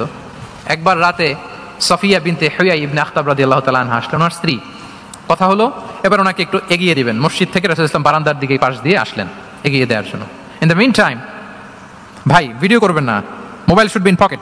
জি, বারবার বলবো না, পকেটে রাখবো, অন্যদের ডিস্টার্ব হচ্ছে আমি দেখতেছি। হঠাৎ দুইজন আনসারি সাহাবী পাশ দিয়ে হেঁটে যাচ্ছেন, রাসূলুল্লাহ সাল্লাল্লাহু আলাইহি ওয়াসাল্লাম আম্মাজানকে বিদায় দিবেন এখানে। হঠাৎ করে তিনি আওয়াজ করে বললেন, আলা রিসলিকুমা, এই দাঁড়াও।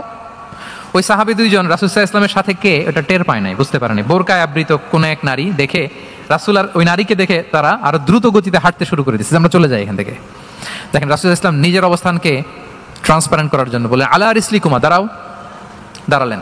তখন রাসূল সাল্লাল্লাহু আলাইহি ওয়াসাল্লাম বললেন যে, ইন্নাহা উম্মুকুম সফিয়া, আমার পাশে যাকে দেখতে পাচ্ছ বলে দেয়া ভালো যে সে কিন্তু অন্য কোনো নারী নয়, সে তোমাদের মা উম্মুল মুমিনিন সফিয়া। সাহাবারা বলে, সুবহানাল্লাহ ইয়া রাসূলুল্লাহ, ইয়া রাসূলুল্লাহ, এ কেমন কথা, আপনি কেন আমাদের কাছে জবাবদিহি করতে যাচ্ছেন বা ক্লারিফাই করছেন? আপনার পাশে কোনো নারী এত রাতে যদি দাঁড়িয়ে থাকে, তিনি তো আমাদের মাদের মধ্যে থেকেই তো একজন হবেন, কেন আপনি বলতেছেন? তখন রাসূল সাল্লাল্লাহু আলাইহি ওয়াসাল্লাম বললেন যে, না, ইন্না শাইতানা ইয়াজরি মিনাল ইনসানি মাজরাদ দাম, শয়তান মানুষের রগে রগে চলাচল করে। ওয়া ইন্নী খাশিতু আইয়ুকযিফা ফি কুলুবিকুমা শাররান, আরেক বর্ণনায় আছে শাইআন, আমার ভয় হয় হয়তো শয়তান কোনো সন্দেহের উদ্রেক তোমাদের হৃদয়ে ঢুকাই দিতে পারে। সুবহানাল্লাহ। এজন্য আমি ক্লিয়ার করে দিলাম, এটা আমার বউ, আমার স্ত্রী, তোমাদের মা সফিয়া। দুজন সাহাবী যদি চলে যায়, এমন হতেই পারতো বাড়িতে যে একজন আরেকজনকে জিজ্ঞেস করতে পারতো, আচ্ছা নবীর পাশে যে কালো বোরকা পরা মহিলাটা ছিল দেখছো না, এটা কে? তখন একজন হয়তো বলতো, কে আর হবে, আমাদের মাই তো হবে, কোনো এক মা। আরেকজন বলবে, আমাদের উম্মুল মুমিনের কেউ ছিল নাকি অন্য কেউ? এরকম একটা হুট করে সন্দেহের উদ্রেক মাথায় আসতে পারে না যে ওনার স্ত্রী ছিল না অন্য কেউ ছিল? আসতে পারে কি পারে না বলেন? ওই সন্দেহের অবকাশটুকু রাসূল সাল্লাল্লাহু আলাইহি ওয়াসাল্লাম রাখেন নাই। উনি বলে দিলেন যে এটা তোমাদের মা, এটা সফিয়া। এই সন্দেহের অবকাশের কোনো সুযোগ নাই। তাহলে রাসূল সাল্লাল্লাহু আলাইহি ওয়াসাল্লামের পুরো লাইফ ছিল ট্রান্সপারেন্ট, একেবারে স্বচ্ছ। আমি অনেক পয়েন্টস নিয়ে এসেছি, এটা 2-3 ঘন্টার আলোচনায় চলে যাবে। আমি প্রত্যেকটা পয়েন্টে একটা বা দুইটা ঘটনা দিয়ে শেষ করতেছি। তাহলে রাসূল সাল্লাল্লাহু আলাইহি ওয়াসাল্লামের লাইফ তিনি কত স্বচ্ছতার সাথে কাটিয়েছেন, এটা ক্লিয়ার না আমাদের সাথে? Transparent mindset.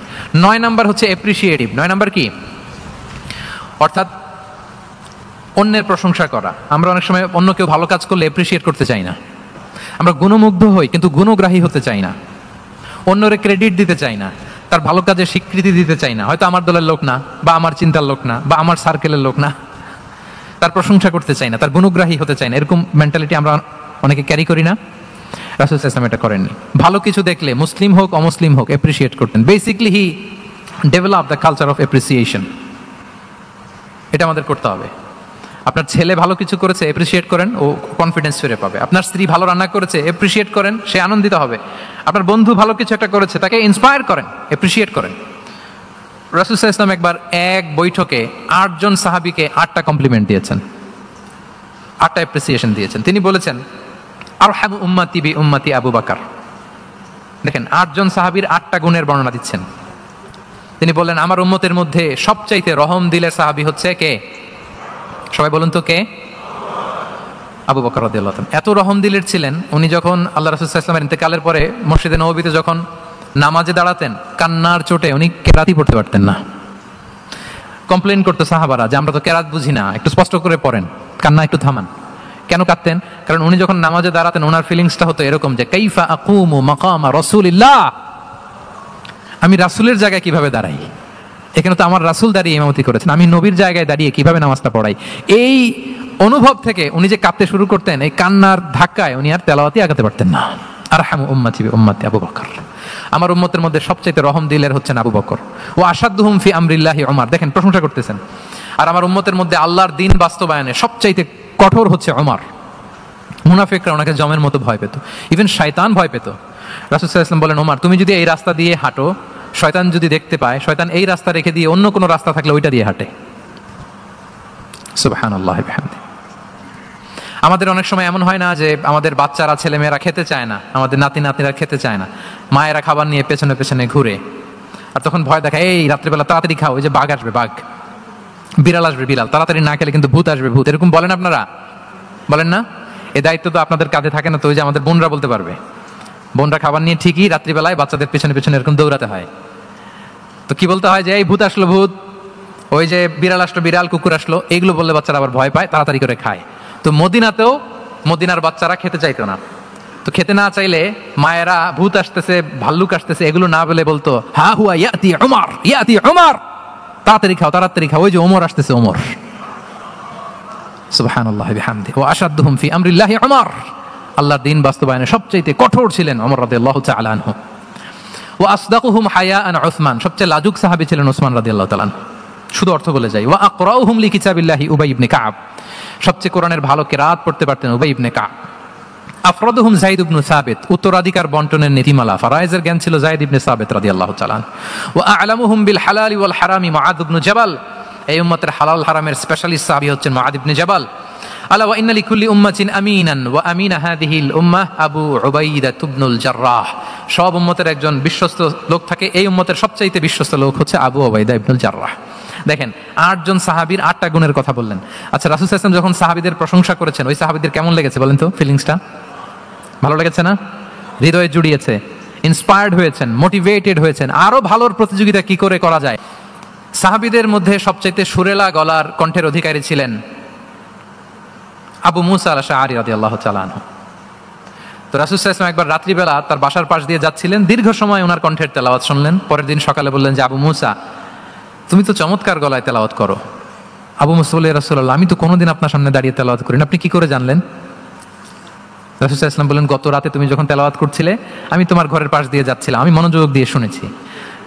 আবু মুসা বলে, ইয়া রাসূলুল্লাহ, আপনি আমার তেলাওয়াত শুনতেছেন, ওইটা জানলে তো আমি ফজর পর্যন্ত তেলাওয়াত চালিয়ে যেতাম, হাত্তাল ফাজর আমি তেলাওয়াত চালিয়ে যেতাম ইয়া রাসূলুল্লাহ। আল্লাহ রাসূল সাল্লাল্লাহু আলাইহি ওয়াসাল্লাম তখন বললেন, লাকাদ উতিতা মিজমারান মিন মাজামিরি আলি দাউদ, হে আবু মুসা, দাউদ আলাইহিস সালামের গলায় আল্লাহ তাআলা যেমনি সুরের ঝংকার দিয়েছেন, এই উম্মতের মধ্যে তোমার গলায় আল্লাহ সেই সুরের লহরী ঢেলে দিয়েছে। বলেন এই অ্যাপ্রিসিয়েশন যখন রাসূলের মুখ থেকে পাইলো কেমন লাগবে ওনার? বলেন। এখানে ধরেন আপনি কেউ হাফেজে কোরআন, শেখ সুদাইস যদি বলে যে মাশাআল্লাহ মাশাআল্লাহ আনতা কারিউল কুরআ, আপনাকে যদি এটা বলে কেমন লাগবে আপনার? হ্যাঁ, সারা দুনিয়া তো এটা বলে বেড়াবেন যে শেখ সুদাইস আমার রেসিটেশনের প্রশংসা করেছে, খাবার ইমাম আমার প্রশংসা অ্যাপ্রিসিয়েট করেছে। আর স্বয়ং রাসূলুল্লাহ সাল্লাল্লাহু আলাইহি ওয়াসাল্লাম যখন বলে তোমার গলায় আল্লাহ সুরের ঝংকার ঢেলে দিয়েছে, তখন ওনার কেমন লেগেছে? এজন্য আপনার ছেলে মেয়ে স্ত্রী বন্ধু আপনার সার্কেলের কেউ কোনো ভালো কাজ করলে কৃপণতা করবেন না, অ্যাপ্রিসিয়েট করুন। রাসূল সাল্লাল্লাহু আলাইহি ওয়াসাল্লাম অ্যাপ্রিসিয়েশন আমাদেরকে শিখিয়েছেন।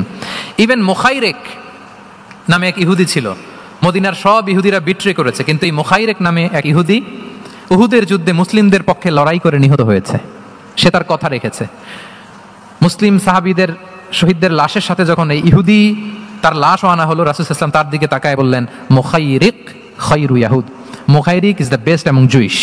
তিনি বললেন, মুখাইরিক, এই পৃথিবীতে যত ইহুদি আছে এখানকার ইহুদিদের মধ্যে মুখাইরিক হচ্ছে সবচেয়ে শ্রেষ্ঠ ইহুদি। দেখেন মুখাইরিক কোন ধর্মের ছিলেন? মুসলিম নাকি? কোন ধর্মের? ইহুদি হওয়ার পরেও তাকে অ্যাপ্রিসিয়েশন করতে রাসূল সাল্লাল্লাহু আলাইহি ওয়াসাল্লাম ভুলেন নাই। তাহলে আমরা যেন অ্যাপ্রিসিয়েটিভ মাইন্ডসেটের অধিকারী হই। কটা গেল? 10 নম্বরে হচ্ছে ফ্লেক্সিবল। 10 নম্বরে কি? ফ্লেক্সিবল, মানে কোনো বিষয়ে খুব অনড় হয়ে থাকা, এটা রাসূল ইসলাম ছিলেন না, ফ্লেক্সিবল ছিলেন। আমরা অনেক সময় বলি না যে ভাই আপনি কি 9টায় আসতে পারবেন না 10টায়, বলে আমি ফ্লেক্সিবল উইথ দিস, মানে যেটা বলবেন আমার সমস্যা, এরকম ইজি গোয়িং ছিলেন উনি, গো ধরে থাকতেন না, যে কোনো পরিস্থিতিকে সামলে নিতেন। ফ্লেক্সিবল হচ্ছে যে কোনো পরিবেশ পরিস্থিতির সাথে নিজেকে মানিয়ে নেওয়া, খাপ খাওয়া, নিজেকে সামলে নেওয়া, সলিউশন বের করে ফেলা, এটা রাসূল সাল্লাল্লাহু আলাইহি ওয়াসাল্লামের ছিল, এটাকে বলে ফ্লেক্সিবল মাইন্ডসেট। নাজরানের 60 জন খ্রিস্টান পাদ্রী এসেছিল মদিনায় দেখা করতে। কোন ধর্মের? খ্রিস্টান। সবাই আওয়াজ করে বলুন, কোন ধর্মের? খ্রিস্টান। এখন এত মানুষকে সম্মানিত মেহমান কোনি কোথায় বসতে দিবেন? পরামর্শ করলেন কোথায় বসতে দেওয়া যায়।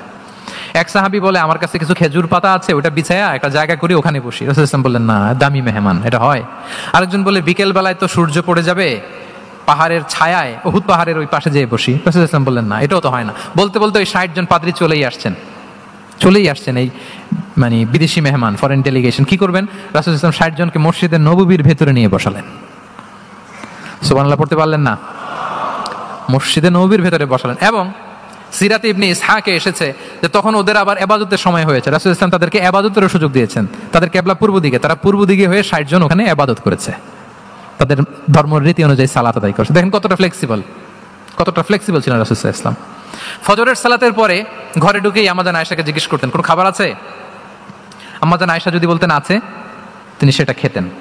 কোনোদিন যদি বলতেন না ইয়া রাসূলুল্লাহ ঘরে তো খাবার নাই, তখন রাসূল সাল্লাল্লাহু আলাইহি ওয়াসাল্লাম বলতেন ফা ইন্নী সাইম, অসুবিধা নাই, খাবার যেহেতু নাই আমি রোজা রেখে দিলাম। কত ইজি গোয়িং।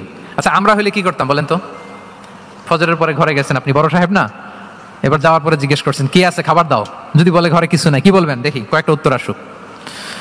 ফজরে মসজিদে অনেক কিছু করে টোরে ক্ষুধা পেটে ঘরে গেলেন, যে বললেন যে টেবিলে বসে বললেন যে খাবার দাও, এখন বলে যে কিছু নাই ঘরে, কি উত্তর আসবে? এখান থেকে একটা উত্তর আসুক, বলেন কি বলবেন? হ্যাঁ খবর আছে, এই তো। এদিকে বলেন আপনি কি বলবেন? আপনারা আলহামদুলিল্লাহ বলেন না, কিন্তু বাসায় বলেন না।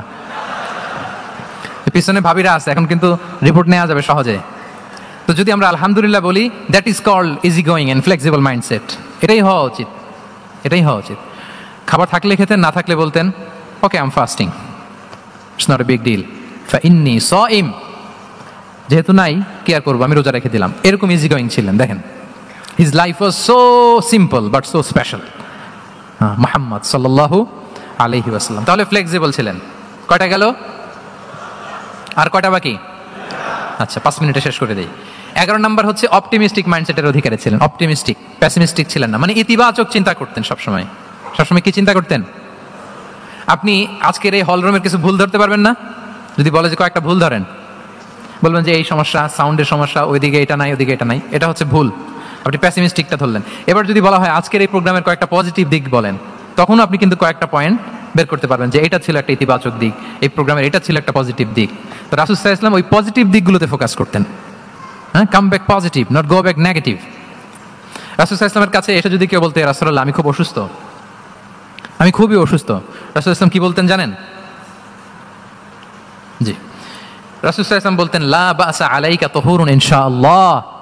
ইয়া রাসূলুল্লাহ আমি অসুস্থ। রাসূল সাল্লাল্লাহু আলাইহি ওয়াসাল্লাম বলতেন আরে don't worry, it will cleanse up you from your sins if Allah wish, ইনশাআল্লাহ এতে তোমার যে গুনাহ টুনা আছে, পাপ আছে, এই পাপগুলোকে আল্লাহ তাআলা এই অসুস্থতা দিয়ে মোচন করে দিচ্ছেন। পড়েন সুবহানাল্লাহ। তাহলে আপনি অসুস্থতার মধ্যে একটু হালকা হলেন না, যে জ্বরে ভুগতেছি কিন্তু এই জ্বরে নাকি আমার গুনাহ মাফ হয়ে যায়। পেটের ব্যথায় আক্রান্ত, মাথা ব্যথায় আক্রান্ত, কিন্তু এটাতে নাকি আল্লাহ আমার পাপ মোচন করে দেয়, তাহলে একটু ভালো লাগবে না? তাহলে দেখেন একটা কঠিন পরিবেশকে রাসূল সাল্লাল্লাহু আলাইহি ওয়াসাল্লাম সহজ করতেন। অসুস্থ শুনলেই লা বাস তাহুরুন ইনশাআল্লাহ, আর কিছু হবে না, আল্লাহ তোমার গুনাহ মাফ করে দিচ্ছে। অসুস্থ ব্যক্তি দেখলে মাথায় হাত দিয়ে দোয়া করতেন আল্লাহুম্মা রাব্বান নাস আযহিবিল বাস ইশফি আনতা শাফি লা শিফা ইল্লা শিফাউক শিফাআন লা ইগাদিরু সাকমা। উজ্জীবিত হয়ে যেত অসুস্থ ব্যক্তি। আমরা কি করি? আমরা কি করি? কাউকে অসুস্থ দেখলে, রোগাক্রান্ত দেখলে, ওই রোগে সবচাইতে কষ্ট পেয়ে যে মারা গেছে তার ঘটনা বলা শুরু করি। হায় রে ভাই আপনার ক্যান্সার, আমার এক খালা ছিল ক্যান্সারের 4th স্টেজে চলে গেছিল, 14টা কেমো দেয়া লাগছে, এই যে ফিরিস্তি একেবারে ওনার দাফন কাফন পর্যন্ত। এখন বলেন ওই লোক যাও সুস্থ ছিল, এখন আর সুস্থ থাকবে? কথা বলেন থাকবে? একটা দিব্যি সুস্থ মানুষকে যদি আপনি বলেন ভাই আপনাকে দেখতে কেমন যেন একটু রোগা রোগা লাগতেছে, অসুস্থ নাকি? এরপরে প্ল্যান করে ধরেন আপনি বললেন, উনি আবার ওইদিকে যাওয়ার পরে আরেকজনকে প্ল্যান করে বলতে বললেন, বললো ভাই ব্যাপার কি, চেহারাটা কেমন শুকনা শুকনা। এরকম 5 জন বলার পরে ওই বিকেলে কাঁথা গায়ে দিয়ে শুয়ে ফেলবে বিছানায়। তোরে আপনি অসুস্থ এমনি বানাই ফেলছেন। কিন্তু রাসূলুল্লাহ সাল্লাল্লাহু আলাইহি ওয়াসাল্লাম উনি বলতেন লাবাস আলাইক তাহুরুন ইনশাআল্লাহ, আরে সুস্থ হয়ে যাবা। এজন্য দেখতে গেলে আপনি উৎসাহিত করবেন, বলবেন আরে ভাই আপনার তো খুব সুস্থ লাগতেছে। কে বলছে আপনি অসুস্থ? অসুস্থতার কোনো ছোঁয়াই তো আপনার মধ্যে নাই। হ্যাঁ, you are looking very fine, চমৎকার লাগতেছে আপনার, কে বলছে? তো ভালো হয়ে যাচ্ছেন। এটা বললে উনি আশা পায়। আর আপনি যদি ওই রোগে সবচেয়ে কষ্ট পেয়ে যে মারা গেল এই ঘটনা যদি ওনারে শোনান, উনি বাঁচবে বলেন? তাহলে আমরা মানুষকে উৎসাহিত করব, অপটিমিস্টিক হব, প্যাসিমিস্টিক হব না। এবার বলুন হুনাইনের যুদ্ধে, কুইজ, হুনাইনের যুদ্ধ কত হিজরিতে হয়েছিল? কত? 7ম, 8ম? হ্যাঁ, মাত্র 2-4 জন বলতেছে। আমাদের ওই যে হাসানা ফাউন্ডেশনের একটা সিরা অলিম্পিয়াড চলতেছে, এটাতে অংশগ্রহণ করতে হবে আপনাদের। আমরা প্রতিদিন একটা করে কুইজ জানান দিচ্ছি মানুষদেরকে, একেবারে সব মুখস্থ হয়ে যাবে ইনশাআল্লাহ। তাহলে 8ম হিজরিতে হাওয়াজিন বনু সাকিব গোত্রের বিশাল ব্যাটালিয়ন নিয়ে ওরা আসছে, এবং ওরা আসছে যে আমরা শুধু একা যাব না, আমাদের স্ত্রী, বাচ্চা কাচ্চা, আমাদের যার ঘরে যত সম্পদ আছে সব নিয়ে মরুভূমিতে যাব। এটা নিয়ে যাব কেন?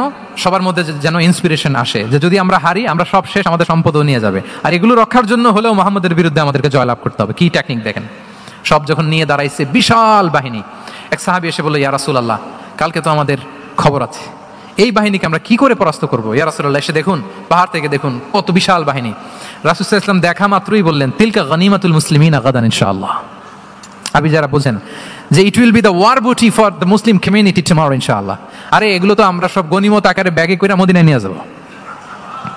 এই যুদ্ধে জয়লাভ করে যা আছে এগুলো উঠে করে ওয়ার বুটি হিসেবে মদিনায় নিয়ে যাব। বলার সাথে সাথে সাহাবীদের সব ভয় দূর হয়ে গেল, আবার প্রাণ ফিরে পেলেন, সজীব হয়ে উঠলেন, উজ্জীবিত হলেন। তাহলে আমরা অপটিমিস্টিক হব, আমরা ইতিবাচক চিন্তা করব। এবং ইসলাম আল্লাহ তাআলার ব্যাপারেও আমাদেরকে ইতিবাচক ধারণা রাখতে উৎসাহিত করে। হাদিসে কুদসিতে আল্লাহ বলেন, আনা ইনদা যান্নি আবিদি বি, আমার বান্দার নিকট আমি তেমন, আমার বান্দা আমার ব্যাপারে ঠিক যেমন ধারণা করে।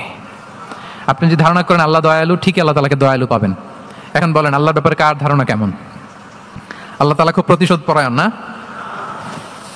প্রচন্ড রাগী, আমাদের সবাইকে জাহান্নামে দেওয়ার জন্য বসে আছেন না? তাহলে কি ধারণা বলেন তো?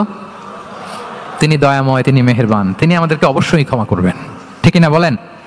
এই বিশ্বাস আল্লাহর প্রতি আমাদের সবার আছে তো? এই বিশ্বাস যদি থাকে, ঠিকই আল্লাহ তাআলাকে রহমান রাহিম হিসেবেই আপনি পাবেন। তাহলে আওয়াজ করে বলুন তো, এই নবরাত্রি হলকে উচ্ছ্বসিত করে আওয়াজ করে বলেন, আমরা সবাই অপটিমিস্টিক হব না প্যাসিমিস্টিক? অপটিমিস্টিক, ইতিবাচক হব। রাসূল সাল্লাল্লাহু আলাইহি ওয়াসাল্লাম অপটিমিস্টিক মাইন্ডসেটের অধিকারী ছিলেন। কয়টা গেল? লাস্ট হচ্ছে রেজিলিয়েন্ট। শেষ, I am going to conclude my speech today. Resilient হচ্ছে যাকে থামানো যায় না, আনস্টপেবল। সংকট কাটিয়ে ঘুরে দাঁড়ানোর সামর্থ্য যার থাকে তাকে বলে রেজিলিয়েন্ট। লেগে থাকার মানসিকতা, টিকে থাকার যোগ্যতা, সহজে হার না মানার যে অ্যাটিটিউড, এটাকে বলে রেজিলিয়েন্ট মাইন্ডসেট। রাসূল সাল্লাল্লাহু আলাইহি ওয়াসাল্লামকে আল্লাহ তাআলা এই মাইন্ডসেট দিয়েছিলেন। ওনাকে হারাইতে পারছে কেউ? জীবনের সাথে এটা সেট করে নেন যে আমি কখনো হারি না, আমি হয় জিতি নয় শিখি। আমি কখনো হয় জিতি নয় শিখি। এই মাইন্ডসেট যদি গ্রো করেন, আপনার হারাইতে পারবে কেউ? পারবে না। রাসূল সাল্লাল্লাহু আলাইহি ওয়াসাল্লাম, he was unstoppable, having unbelievable সাবর, ধৈর্যের পাহাড় নিয়ে, আনস্টপেবল অ্যাটিটিউড নিয়ে তিনি শুধু সামনে গিয়েছেন, পেছনে যান নাই কখনো। সীমাহীন কষ্ট আর সংগ্রামের মধ্য দিয়ে গিয়েছেন, থামাতে পারে নাই ওনাকে কেউ পারে নাই। ইয়াতিম হিসেবে জন্মগ্রহণ করলেন, পৃথিবীর আলো দেখবার আগে বাবাকে হারালেন, ছোট বয়সে মাকে হারালেন, পরে দাদাকে হারালেন, এরপর চাচাকে হারালেন। শিয়াবে আবি তালেবে জেল খেটেছেন 3 বছর।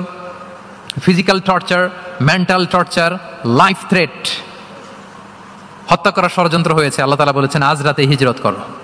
ব্ল্যাক ম্যাজিক করা হয়েছে। লাবিদ ইবনুল আসাম, এক ইহুদিদের মিত্র, ওনাকে ব্ল্যাক ম্যাজিক করেছে। মারার জন্য খাদ্যে বিষ মিশিয়ে দেওয়া হয়েছিল। বাজুর মাংস, খাসির বাজুর মাংস পছন্দ করতেন। খাইবারের এক ইহুদি নারী এই ছাগলের এই মাংসের মধ্যে বিষ দিয়েছিলেন। ইহুদিদের পক্ষ থেকে betray, treachery, conspiracy and what not, কি বাকি ছিল বলেন? ষড়যন্ত্রের এমন কোন ধরন ছিল না যেটা তারা বাকি রেখেছে। কিন্তু রাসূল সাল্লাল্লাহু আলাইহি ওয়াসাল্লামকে কি থামানো গিয়েছিল? বলেন, থামানো গিয়েছিল? গোটা বিশ্বব্যাপী উনি ছড়িয়ে দিয়েছিলেন লা ইলাহা মুহাম্মাদুর, so nothing can stop him. করার আমাদের যে লক্ষ্য, ওই লক্ষ্য পানে আমরা পৌঁছবই, আমাদেরকে কোনো কিছু থামাতে পারবে না ইনশাআল্লাহ। বলেন, আমরা আমাদের লক্ষ্য পানে, মানজালে মাকসাদে দৌড়ে দৌড়ে যাব। আমাদেরকে থামিয়ে দেয়া হলে আমরা হাঁটতে থাকবো, সেখানে আমাদেরকে আঘাত করা হলে আমরা হামাগুড়ি দিয়ে সামনের দিকে যেতে থাকবো, সেখানেও থামিয়ে দেওয়ার চেষ্টা করা হলে আমরা আমাদের মঞ্জিলে মাকসিদের দিকে অপলক নেত্রে চেয়ে থাকবো। আমাদেরকে কেউ থামাতে পারবে? রেজিলিয়েন্ট, অনর, অটল, আনস্টপেবল, এই মাইন্ডসেটের অধিকারী ছিলেন। ফলেই তিনি লা ইলাহার বাণীকে গোটা বিশ্বে ছড়িয়ে দিতে পেরেছেন। তাহলে আমরা রেজিলিয়েন্ট হতে চাই কি চাই না বলেন? হতে চাই। সম্মানিত সুধী, মোট কয়টা মাইন্ডসেট জানলাম? নববী মনস্তত্ত্ব সিরাতের আয়নায়, prophetic mindset through the lens of সিরা, মোট কয়টা জানলাম? 12টা। এগুলোকে আমরা নিজেদের মধ্যে ধারণ করতে পারবো ইনশাআল্লাহ। কারণ রাসূল সাল্লাল্লাহু আলাইহি ওয়াসাল্লাম আমাদের জন্য যা নিয়ে এসেছেন ওইটাই আমাদের আঁকড়ে ধরতে হবে।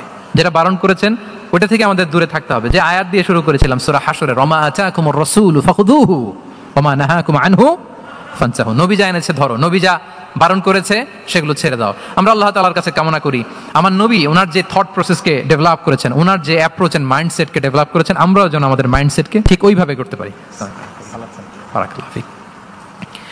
আমাদের রাসূল সাল্লাল্লাহু আলাইহি ওয়াসাল্লাম যেভাবে চিন্তা করতেন, আমাদের ভাবনা এবং চিন্তার আঙ্গিনাও যেন ঠিক সেই রকম হয়। আমরা সবাই পড়ি আমিন। তার মাইন্ডসেট হবে আমাদের মাইন্ডসেট। কি বলেন? পারা যাবে তো ইনশাআল্লাহ? তাহলে কয়টা মাইন্ডসেটের কথা বলেছি? কয়টা বলতে পারবেন? কয়টা দেখি। 1 নম্বরে কি ছিল?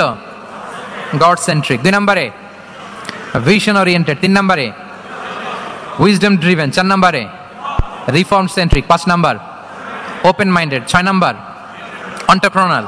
7 number considerate. 8 number transparent. 9 number appreciative. 10 number flexible. 11 number optimistic এবং 12 নাম্বার রেজিলিয়েন্ট। এটা ছিল রাসূল সাল্লাল্লাহু আলাইহি ওয়াসাল্লামের মাইন্ডসেট। এই মাইন্ডসেট দিয়ে যদি আমরা আমাদের মাইন্ডসেটকে সাজাতে পারি, আমাদের সফলতা দুনিয়া এবং আখিরাতে কেউ ঠেকাতে পারবে। আল্লাহ তাআলা আমাদের সবাইকে কথাগুলো বুঝার ও আমল করার তৌফিক